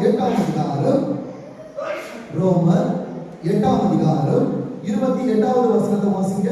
ரோமர் 8:28. அன்றையும் நல்லா கவனிங்க, யார் தீர்மானம் இல்ல. நான் உலகத்துல பாவியா இருக்கலாம், மனைவிக்கு தெரியாம காரியத்தை செய்யலாம், கணவனுக்கு தெரியாம காரியத்தை செய்யலாம், பெற்றோருக்கு தெரியாம காரியத்தை செய்யலாம். ஆனா திருச்சபைக்குள் வருவது என்பது மனிதனால் உண்டானது அல்ல, மனிதனால் நியமிக்கப்பட்டது அல்ல. அழைப்பு அநேகருக்கு இருந்தாலும் ஆண்டவர் தெரிந்து கொண்டவர்களை உள்ளே வைத்திருக்க முடியும். வேதம் சொல்லுகிறது, அன்றையும் அவருடைய தீர்மானத்தின்படி அழைக்கப்பட்டவர்களாய். நல்லா கவனிங்க, உலகத்தில் அன்பு கொண்ட பிதாவின் அன்பில்லை, தேவனிடத்தில் அன்பு கூறுகிறவர்களுக்கு சொல்லுங்க, சபையா எல்லாரும் சொல்லுங்க, சகலமும் சொல்லுங்க, சகலமும் நன்மைக்கு ஏதுவாக நடக்கிறது. தீமையாய் நடக்கிறது என்றால் என்கிற பிதாவின் அன்பு இல்லை. நீ நன்மை செய்தால் உனக்கு மேன்மை இல்லையோ? என்கிட்ட என்ன தீமை இருக்குதுப்பா? இன்னும் என்னுடைய கச்சாடியில மனுஷனுடைய ரசம் எங்கேயாவது இருக்குதா? ஸ்டைன்ஸ் எங்கேயாவது இருக்குதா? என்னுடைய நீதி தேவனுக்கு முன்பால அழுக்கான கந்த யோசுவா உலகத்துல நல்ல ட்ரெஸ் போட்டிருப்பாரு, ஆனால் தேவ சமூகத்துக்கு நடத்துகிறவர் நீதியோடு பயணிக்கிறார். யோசுவாவோ வென்றார். அழுக்கு வஸ்திரம் தரித்தவனாய் தேவனுக்கு முன்பாய் நின்று கொண்டிருந்தான். அவனுக்கு விரோதம் செய்ய சாத்தான் அவன் வலது புறத்தில் நின்றான். இன்னைக்கு நீ சொல்றிய நீதி, நீ சொல்றிய ரீசன், நீ சொல்றிய எல்லா காரியமும் அது தேவனுக்கு முன்பாய் அழுக்கான கட்டு. என் அன்பு தேவ பிள்ளையே, அவர் வஸ்திரத்தை விரிக்க வேண்டும் என்றால் போவாசின் களத்திலே ரூத் தலை மாட்டிலே உட்கார்ந்து சொன்னாள், போர்வையை விரியும், நீ சுதந்திரவாளி. எத்தனை பேர் சொல்ல போறீங்க, ஆண்டவரே நான் என் மேல போர்வையை முழுசா போட்டுங்கப்பா, நான் உமக்கு சுதந்திரவாளி. வலது கரத்தை உயர்த்தி ஆவிக்குள்ளான காரியத்தை சொல்லுகிறேன். என் அன்பு மகனே மகளே, இந்த பாதுகாப்பு உனக்கு இல்லாமல் இருக்கும் என்ற சத்துருவாக உன்னை எடுத்து கொண்டு போய் அவன் தன் பஸ்தமாய் வைத்துக் கொள்ளுவான். உலகத்தில் இருக்கிறதான நேசர்கள் மாண்டு போனார்கள். ரூத் கணவன் இழந்தவள், அவளுக்கு இன்னொரு வாழ்க்கை போவாசால் கர்த்தர் கொடுக்க முடியும் என்றால், இந்த உலகத்தின் ஓட்டத்திலே நான் யாருக்கு மனைவியாய் கணவனாய் இருந்தாலும் பரலோகத்திலே போவாஸ் இருக்கிறார். அவர் போர்வை என் மேல் விரிக்கப்படாவிட்டால் எனக்கு பரலோகத்திலே இடம் கிடைக்காது. வேதம் சொல்லுகிற வார்த்தையை பாருங்க, தேவனிடத்தில் அன்பு கூறுகிறவர்களுக்கு சகலமும் நன்மைக்கு ஏதுவாய் நடக்கிறது என்று அறிந்திருக்கிறோம். மனப்பூர்வமாய் பாவம் செய்யாது. அடுத்த வார்த்தை சொல்லுகிறது, ஆதியாகமம் 34ஆம் அதிகாரம், ஆதியாகமம் 34ஆம் அதிகாரம் 17ஆம் வசனத்தை வாசிங்க. யாக்கோபு ஆதியாகமம் 34:17. ஆதியாகமம் 34:17.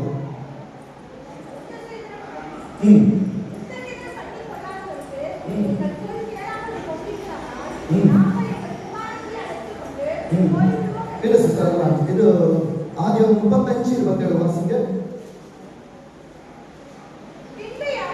பின்பு யாக்கோபு அர்பாவின் ஊராகிய மம்ரேக்கு தன் தகப்பனாகிய ஈசாக்கினிடத்தில் வந்தான். என் அன்பு தேவ பிள்ளையே, தீர்க்க தரிசனமாய் ஒரு காரியத்தை சொல்லி தருகிறேன்.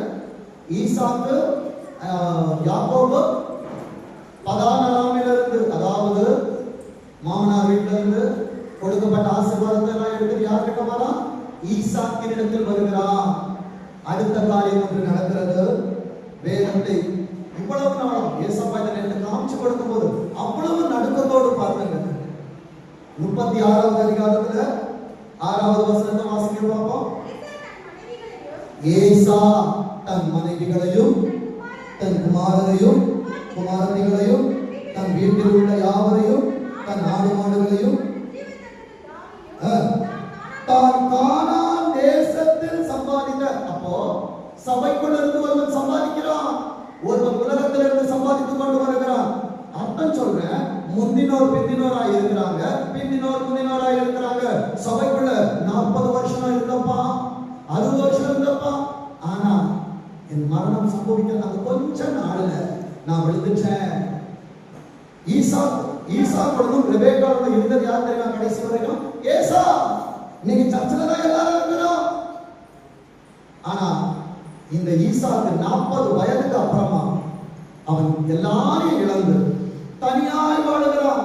இன்றைக்கு அநேகர் இருந்தும் தனிமைப்பட்ட அனுபவத்தில் இருக்கிற என் அன்பு மகனே மகளே, நீ தனிமையானவள் அல்ல. உனக்கு உறவுகள் இல்லாமல் இல்லை. உனக்கான உறவு பரலோகத்தில் இருக்கிறது. உங்க அப்பா மேல இருக்கிறாரு, அம்மா மேல இருக்கிறாங்க, பெரியப்பா மேல இருக்கிறாரு, சித்தப்பா மேல இருக்கிறாங்க. ஆபிரகாம் எனக்கு பெரியப்பா, எனக்கு சித்தப்பா மேல இருக்கிறாங்க, நிறைய பேர் இருக்கிறாங்க. எனக்கு யாரும் இல்லை என்று சொல்லாதே. கானானில் வாழ்ந்தவன் என்ன பண்ணான் தெரியுமா? சேஷ்ட புத்திர பாகத்தை இழந்து போவாய் என்றால் முடிவிலே இதுதான் சம்பவிக்கும். வேதம் சொல்லுகிறது பாருங்க, தான் கானான் தேசத்திலே சம்பாதித்த ஆஸ்தி முழுவதையும் தன் சகோதரனாகிய யாக்கோபை விட்டு ஏசப்பா தனக்குரியவர்களை சேர்க்கும் நாளிலே அவர் பதரையும் தானியத்தையும் தனியார் பிரிப்பார். பதரை அக்கினிக்கு ஒப்பு கொடுப்பார், தானியத்தை களஞ்சியத்திலே சேர்ப்பார். எத்தனை பேருக்கு நான் சொல்றது புரியுது? கடைசி வரைக்கும் உண்மையா இருந்திருக்க. இவ்வளவு நாள் உண்மையா இருந்துட்டோம். ஆண்டவரே, இது வரைக்கும் நான் உண்மையா இல்லை, இனி உண்மையா இருந்திருக்கு. ஏன் தெரியுமா? ஒரு நாளில அந்த 7000 பேரை கர்த்தர் உள்ளே கொண்டு வந்தார். ஏலியா வெளியே போக வேண்டிய டைம் வரும். என் அன்பு தேவ பிள்ளையே, உலகத்தின் ரசம் காலியானாதான் ஏசப்பாவுடைய வார்த்தையால் உருவாக்கப்பட்ட புது ரசம் உள்ளே வரும். கற்சாடிக்குள்ளே, சபை என்ற கற்சாடிக்குள்ளே புது ரசம் வருகிறதான நேரத்தில், அப்பா நிரம்பி வடிகிற நேரத்தில் நான் வெளியே போயிடக்கூடாது. ஏசாவா ஆசீர்வாதமான இருந்தா, ஏசாவுடைய பிள்ளைங்க யார் தெரியுமா? 35 வீட்டுல போய் வாசிக்குவார். பிரபுக்களா இருந்தார்கள். அவங்க பிள்ளைங்களுக்கு எல்லாம் பேரு பிரபு. அவங்க பிள்ளைங்க பேருக்கு பின்னால பிரபு பிரபு பிரபு தான் வரும். அவர்கள் பிரபுக்களா இருந்தார். பிரபுக்களா இருந்தும் பரலோக ராஜ்யத்திலே பங்கில்லாதவர்களானார்கள். ஒருவன் கானான் தேசத்துக்கு உள்ளே வருகிறான், ஒருவன் கானானிலிருந்து வெளியே போகிறான். என் அன்பு தேவ பிள்ளையே, நீ உள்ளே வரப்போகிறாயா, வெளியே வரப்போகிறாயா? இன்றைக்கு சிரேஷ்ட புத்திரனா இருக்க போகிறாயா, ஆண்டவருக்கு பிரியமனானவனா இருக்க போகிறாயா? கர்த்தர் உனக்கு முன்பாய் வைத்த சிலுவை இதுதான். சிலுவையை தூக்கி சுமந்தால் பாடுகள் பட நேரிடும். சிலுவை வேண்டாம் என்றால் ஏசா உலகத்துல ரொம்ப ஐஸ்வர்யவானா இருந்தான். யாக்கோபு சொல்றான், இந்த காணிக்கையெல்லாம் நீ வச்சுக்கோ. ஏசா சொன்னான், எனக்கு வேண்டியதெல்லாம் என்னிடத்தில் இருக்கிறது. அப்போ உலகத்தில் இருப்பவன் ஆசீர்வாதமா இருப்பான். தேவனுக்காய் நிற்பவன் 10 முறை சம்பளத்தை மாத்துவான். மனைவியை மாத்திட்டாருங்க மாமனாரு. இதுக்கு மேல எதுங்க வேணும்? இதுக்கு மேல ஏமாற்ற ஒரு மனுஷனுக்கு நடக்குமா? விரும்பினது ராகேல் பெண்ணை மாத்தி வச்சாரு. வாழ்க்கையே அவனுக்கு மாறிக்கொண்டே இருந்தது.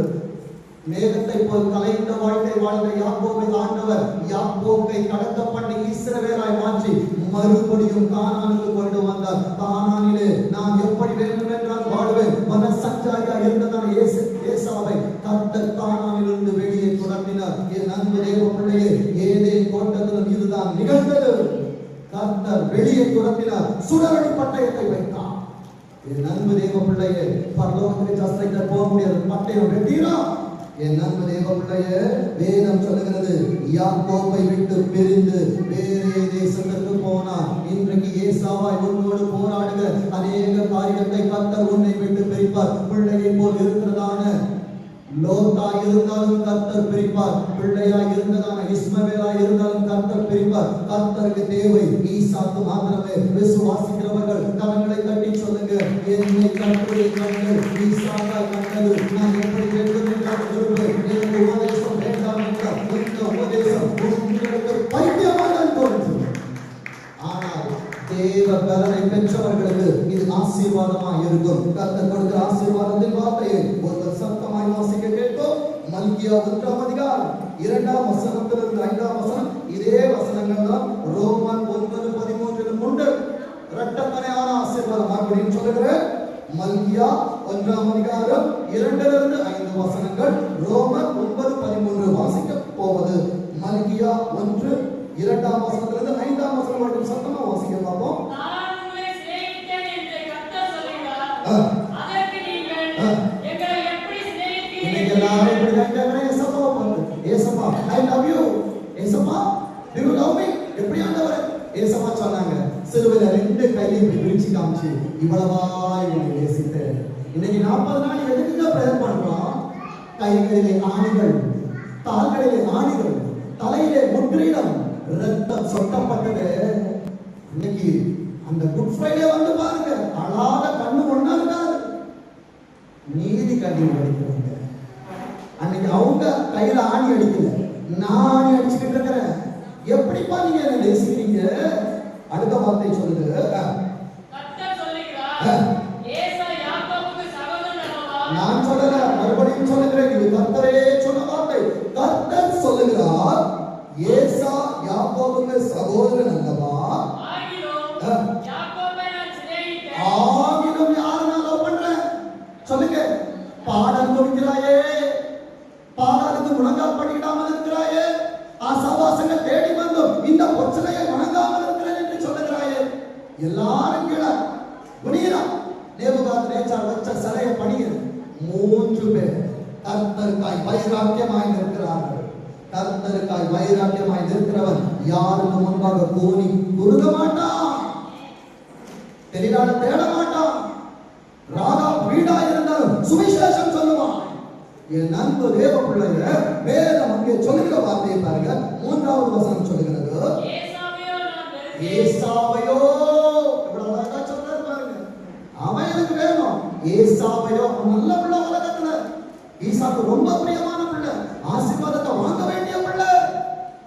யோனத்தான் தாவீதான்னு கேட்டா, யோனத்தான் ரொம்ப நல்ல பிள்ளை.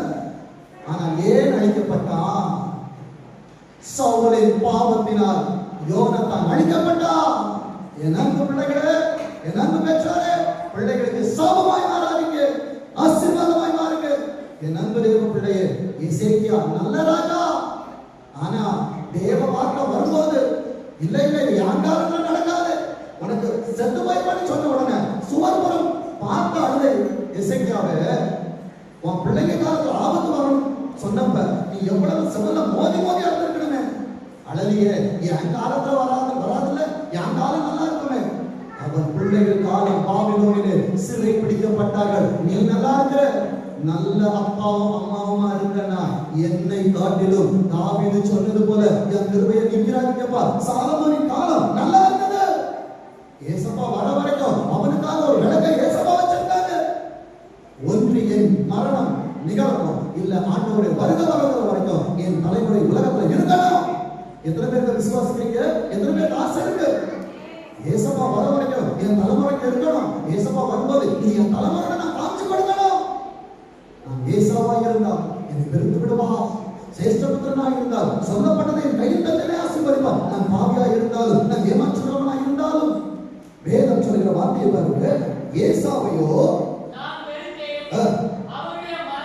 அவன் எவ்வளவு ஆசீர்வாதம் வச்சிருந்தாலும் பரவாயில்ல, எத்தனை கோடிக்கு அதிபதியா இருந்தாலும் பரவாயில்ல, அவன் மலைகள் பாடும் அவனுடைய சுதந்திரத்தை வனாந்திரத்தில் உள்ள வலுசர்ப்பங்கள், வலுசர்ப்பம் யாரு? தண்டவட பாம்பு, சாத்தானின் கொண்டாடியாய் கர்த்தர் மாற்றுவார். என் அன்பு தேவ பிள்ளையே, 4வது வசனம் சொல்லுகிறது, ஏதோமியர். ஏதோமியர் யார் தெரியுமா? ஆதியாகமம் 36:8 இருக்குது. ஏசாவிற்கு ஏதோம் என்கிற பெயர் உண்டாயிற்று. ஏதோமியர் என்றால் ஏசாவின் சந்ததி. யாக்கோபின் சந்ததி நமக்கு தெரியும். 12 கோத்திரங்கள் பரலோகத்தில் நியாயாதிபதிகளாக இருக்கிறார்கள். வெளிப்படுத்தல வீட்டுல போய் வாசிச்சு பாருங்க. 12 கோத்திர மூப்பர்களாய் அவர்கள் நியாய சங்கத்தில் உட்கார்கிற அதிகாரத்தை பெற்றிருக்கிறார்கள். ஏசாவின் தலைமுறை பேசப்படவில்லை. நாம் ஏசாவா யாக்கோவா? வேதம் சொல்லுகிறது பாருங்க. ஏதோமியர் இன்னைக்கு சொல்றோம், இன்னைக்கு பிரதர் நான் இன்னைக்கு விழுந்துட்டேன்னு நினைக்கிறீங்களா? பாருங்க, நான் மேல வந்துடுவேன். ஓ, வேதம் சொல்லுகிறது எளிமைப்பட்டோ வசனம் சொல்லுது. ஆனா ஏசப்பாவை ஆராதிக்கிற நம்மளால சொல்ல முடியல. நமக்கு ஏசப்பா சொன்ன மட்டும் வார்த்தை என்ன தெரியுமா? சில ரணங்களை குறித்தோ அவர்கள் முறிந்து விடுறாங்க சொன்னாங்க, நம் கட்டுவாடு. ஆனால் எழுந்து நிற்கிற நம்மால் சொல்ல முடியவில்லை. என் வாழ்க்கை மறுபடியும் எழும்பும், என் ஊழியம் மறுபடியும் எழும்பும், என் தொழில் மறுபடியும் எழும்பும், என் பிள்ளைகள் மறுபடியும் எழும்புவார், மறுபடியும் எழுந்து பிரகாசிப்பேன். எத்தனை பேர் சொல்ல போறீங்க? உன்னை தள்ள முடியாது. நீ கர்த்தருக்கு பிரியமானவன், நீ கர்த்தருக்கு பிரியமானவன். இன்றைக்கு சிறு மந்தையா இருந்தால் இது சமக்கு போதும். சவுலும் அவன் வீரர்களால் செய்ய முடியாது சின்ன தாவீதை கொண்டு செய்தான். இங்க எவ்வளவோ சின்ன தாவீது இருக்கிறாங்க.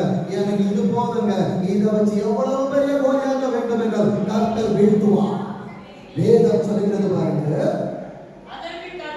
அதற்கு யார் சொல்றது? திருப்பி பதிலை ஊழியக்காரன் அல்ல, ஏசப்பா சொல்றாங்க. அதற்கு கர்த்தர் உலகம் கட்டும்பா. நீ உலகத்துக்கு கூட்டாளியா இருக்கிறியா? சபையை வெறுத்துட்டியா? சபை கூடுகைக்கு வரலையா? ஃபாஸ்டிங் பிரேயர் வரணுமா? ஜெபத்துக்கு வரணுமா? சர்ச்சில் கை தட்டணுமா? பாட்டு பாடணுமா? ஏசப்பா கேட்கிறாங்க, நான் உன்னை பரலோகத்துக்கு கூட்டிட்டு போகணுமா? பதில் இருக்கா?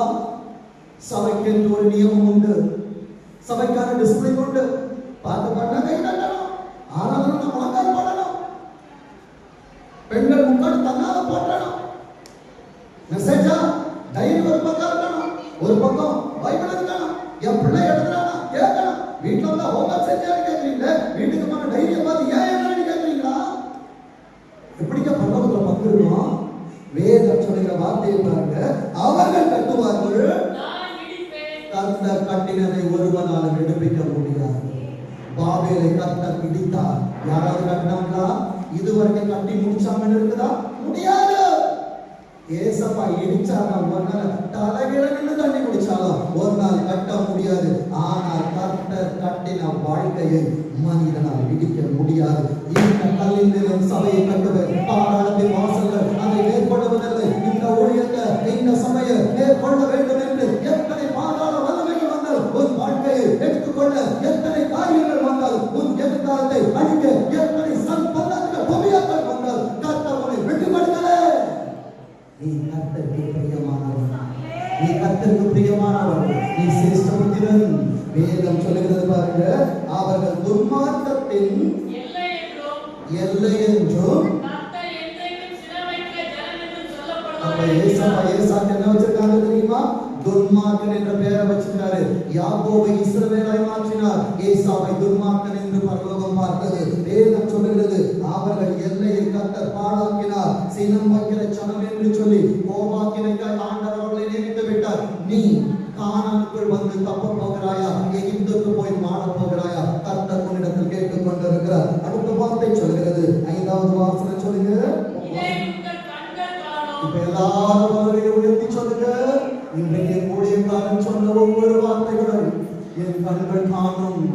கர்த்தருக்கு ஊழியம் செய்கிறவர்களுக்கும் செய்யாதவர்களுக்கும் இருக்கிற வித்தியாசத்தை கர்த்தர் திரும்ப காண்பிப்பார். நான் இப்படியாய் சொல்லுகிறேன், இந்த 3ஆம் மாதம் முடிவதற்கு முன்பாய் கர்த்தர் இந்த வித்தியாசத்தை திருச்சபையில, ஒரு வாழ்க்கையில, ஒரு தொழில, ஒரு பிள்ளைகள் வாழ்க்கையில, ஒரு எதிர்காலத்துல கர்த்தர் செய்து முடிப்பார். சொன்னது நான் அல்ல, ஆவியானவர். வார்த்தை சொல்லுகிறது, உங்கள் கண்கள் காணும். அப்பொழுது நீங்கள் 4வது மாசத்துடைய தீர்க்க தரிசனத்தை சொல்றேன். 4வது மாசம் நம்ம சொல்ல போறோம். கர்த்தர் இஸ்ரவேலுடைய எல்லையில நீங்க நிக்கிறது யாரு? சொல்லுங்க. உன் வாழ்க்கை எல்லையில நிக்கிறது யாரு? சொல்லுங்க. வாயக்கரண்டி என் ஆண்டவர். என் சபையின் எல்லையை விசாரிக்கிறது யாரு? ஏசப்பா. என் பிள்ளைகளை விசாரிக்கிறது யாரு? ஏசப்பா. ஏசப்பாவுக்கு முன்னால யாராவது வர முடியுமா? என் நண்பரே பிள்ளைகளே, எரிகோவுக்கு விரோதமா யோசுவா போன நேரத்துல யோசுவா பட்டயத்தை உருவுறதுக்கு முன்னால அங்க ஒருத்தர் பட்டயத்தை உருவி நின்றுட்டு இருக்கிறார். ஏன் தெரியுமா? அவருக்கு தெரியும் இவ்வளவு பெரிய காரியத்துக்கு முன்னால ஒன்னால நிற்க முடியும். யோசுவா என்ன பண்ண தெரியுமா? நீ எங்களை சேர்ந்தவரோ எங்கள் எதிராளியை சேர்ந்தவரோ? ஏசப்பா சொன்னாரு, இஸ்ரவேலின் சேனைகளின் தேவனுடைய நாமத்தினால் நான் வந்திருக்கிறேன். இன்னைக்கு ஏசப்பா சொல்றாங்க, இஸ்ரவேலின் தேவனுடைய நாமத்தினாலே சபைக்குள் இறங்கி இருக்கிறேன். அவர் கையிலே பட்டயம் இருக்கிறது. இதுவரைக்கும் யுத்தத்தை நான் பார்க்கவில்லை ஆண்டவரே. என் அன்பு தேவ பிள்ளையே, தாவீதின் கையிலே பட்டயம் இல்லாதிருந்தது. அவனுக்கு பட்டயம் பிடிக்க தெரியாது. சவுலின் பட்டயத்தை போட்டு நடந்து பார்த்தா நடக்க முடியல. ஆனா அடுத்த அதிகாரத்துல அதை விட பெரிய பட்டயம் அவன் கையிலே கோலியாத்தின் பட்டயம் வந்தது. கர்த்தர் அவனை ஒரு அதிகாரத்துக்குள்ள ஒரு சணம் கொடுக்கல, அவனை யுத்தத்திற்கு அவர் வளர்த்து வைத்தார். இப்ப சொல்ல, எனக்கு யுத்தம் செய்ய தெரியாதுன்னு சொல்லாரு, எனக்கு போராட தெரியாதுன்னு சொல்லாரு. உனக்குள் இருக்கிறவர் பெரியவர், உனக்குள் இருக்கிறவர் பெரியவர், உனக்குள் இருக்கிறவர் பெரியவர். அவர்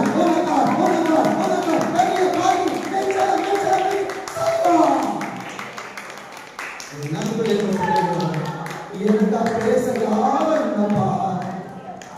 அப்பா இல்ல, அம்மா இல்ல, சொந்தம் இல்ல, பந்தம் இல்ல, அனாதையா இருக்கப்பா. நீ அனாதை இல்லப்பா. அந்த வலது கையில வரைஞ்சு வச்சிருக்க. நிறைய பேர் என்ன சொல்லிக்க தெரியுமா? பேசப்பா, நான் டாக்டர் கிட்ட போறேன், எனக்கு ஃபைலா கொடுத்துருக்குறாங்க. என் மனைவிக்கு பார்த்தேன், ஒவ்வொரு வாட்டியும் கொண்டு போய் அந்த பார்மசியில ஃபைல உள்ள கொடுத்து போகலாம். பேசப்பா, எனக்கு வரப்பட்ட வியாதிகளை வரப்பட்டேன்னு சொன்னீங்கப்பா. ஏசப்பா சொன்ன வார்த்தை என்ன தெரியுமா? உன் கையில ஃபைல கொடுக்குறாங்களா? இனி ஃபைல் இல்லப்பா, உன் பிள்ளை உன் சபைய என் உள்ள கையில வரைஞ்சு வச்சிருக்கிறப்பா. கொஞ்ச காலம் பாடம் முடிக்கிற உங்களை நான் சீர்படுத்துறேன், ஸ்திரப்படுத்துறேன். நிலைநிறுத்த போறப்பா, கொஞ்சம் அமைதியாயிரு. கர்த்தர் பார்த்துக் கொள்வான், கர்த்தர் பார்த்துக் கொள்வான், கர்த்தர் பார்த்துக் கொள்வார். வேதம் சொல்லுகிறது பாருங்க, இஸ்ரவேலுடைய எல்லை துவக்கி மகிமைப்படுவார் என்பீர்கள். என் அன்பு தேவ பிள்ளையே, 4வது மாசத்துல வந்திருக்கிற என் அன்பு பிள்ளைகளை, தொழில் செய்கிறவர்களே, வேலை செய்கிறவர்களே, ஊழியத்தை பார்க்கிற சபைக்கும் ஆண்டவர் சொல்லுகிறேன், கர்த்தர் மகிமைப்பட போகிறார். கர்த்தர் பெரிய காரியத்தை செய்வார். நாம் கண்களை மூடி செபிப்போம்.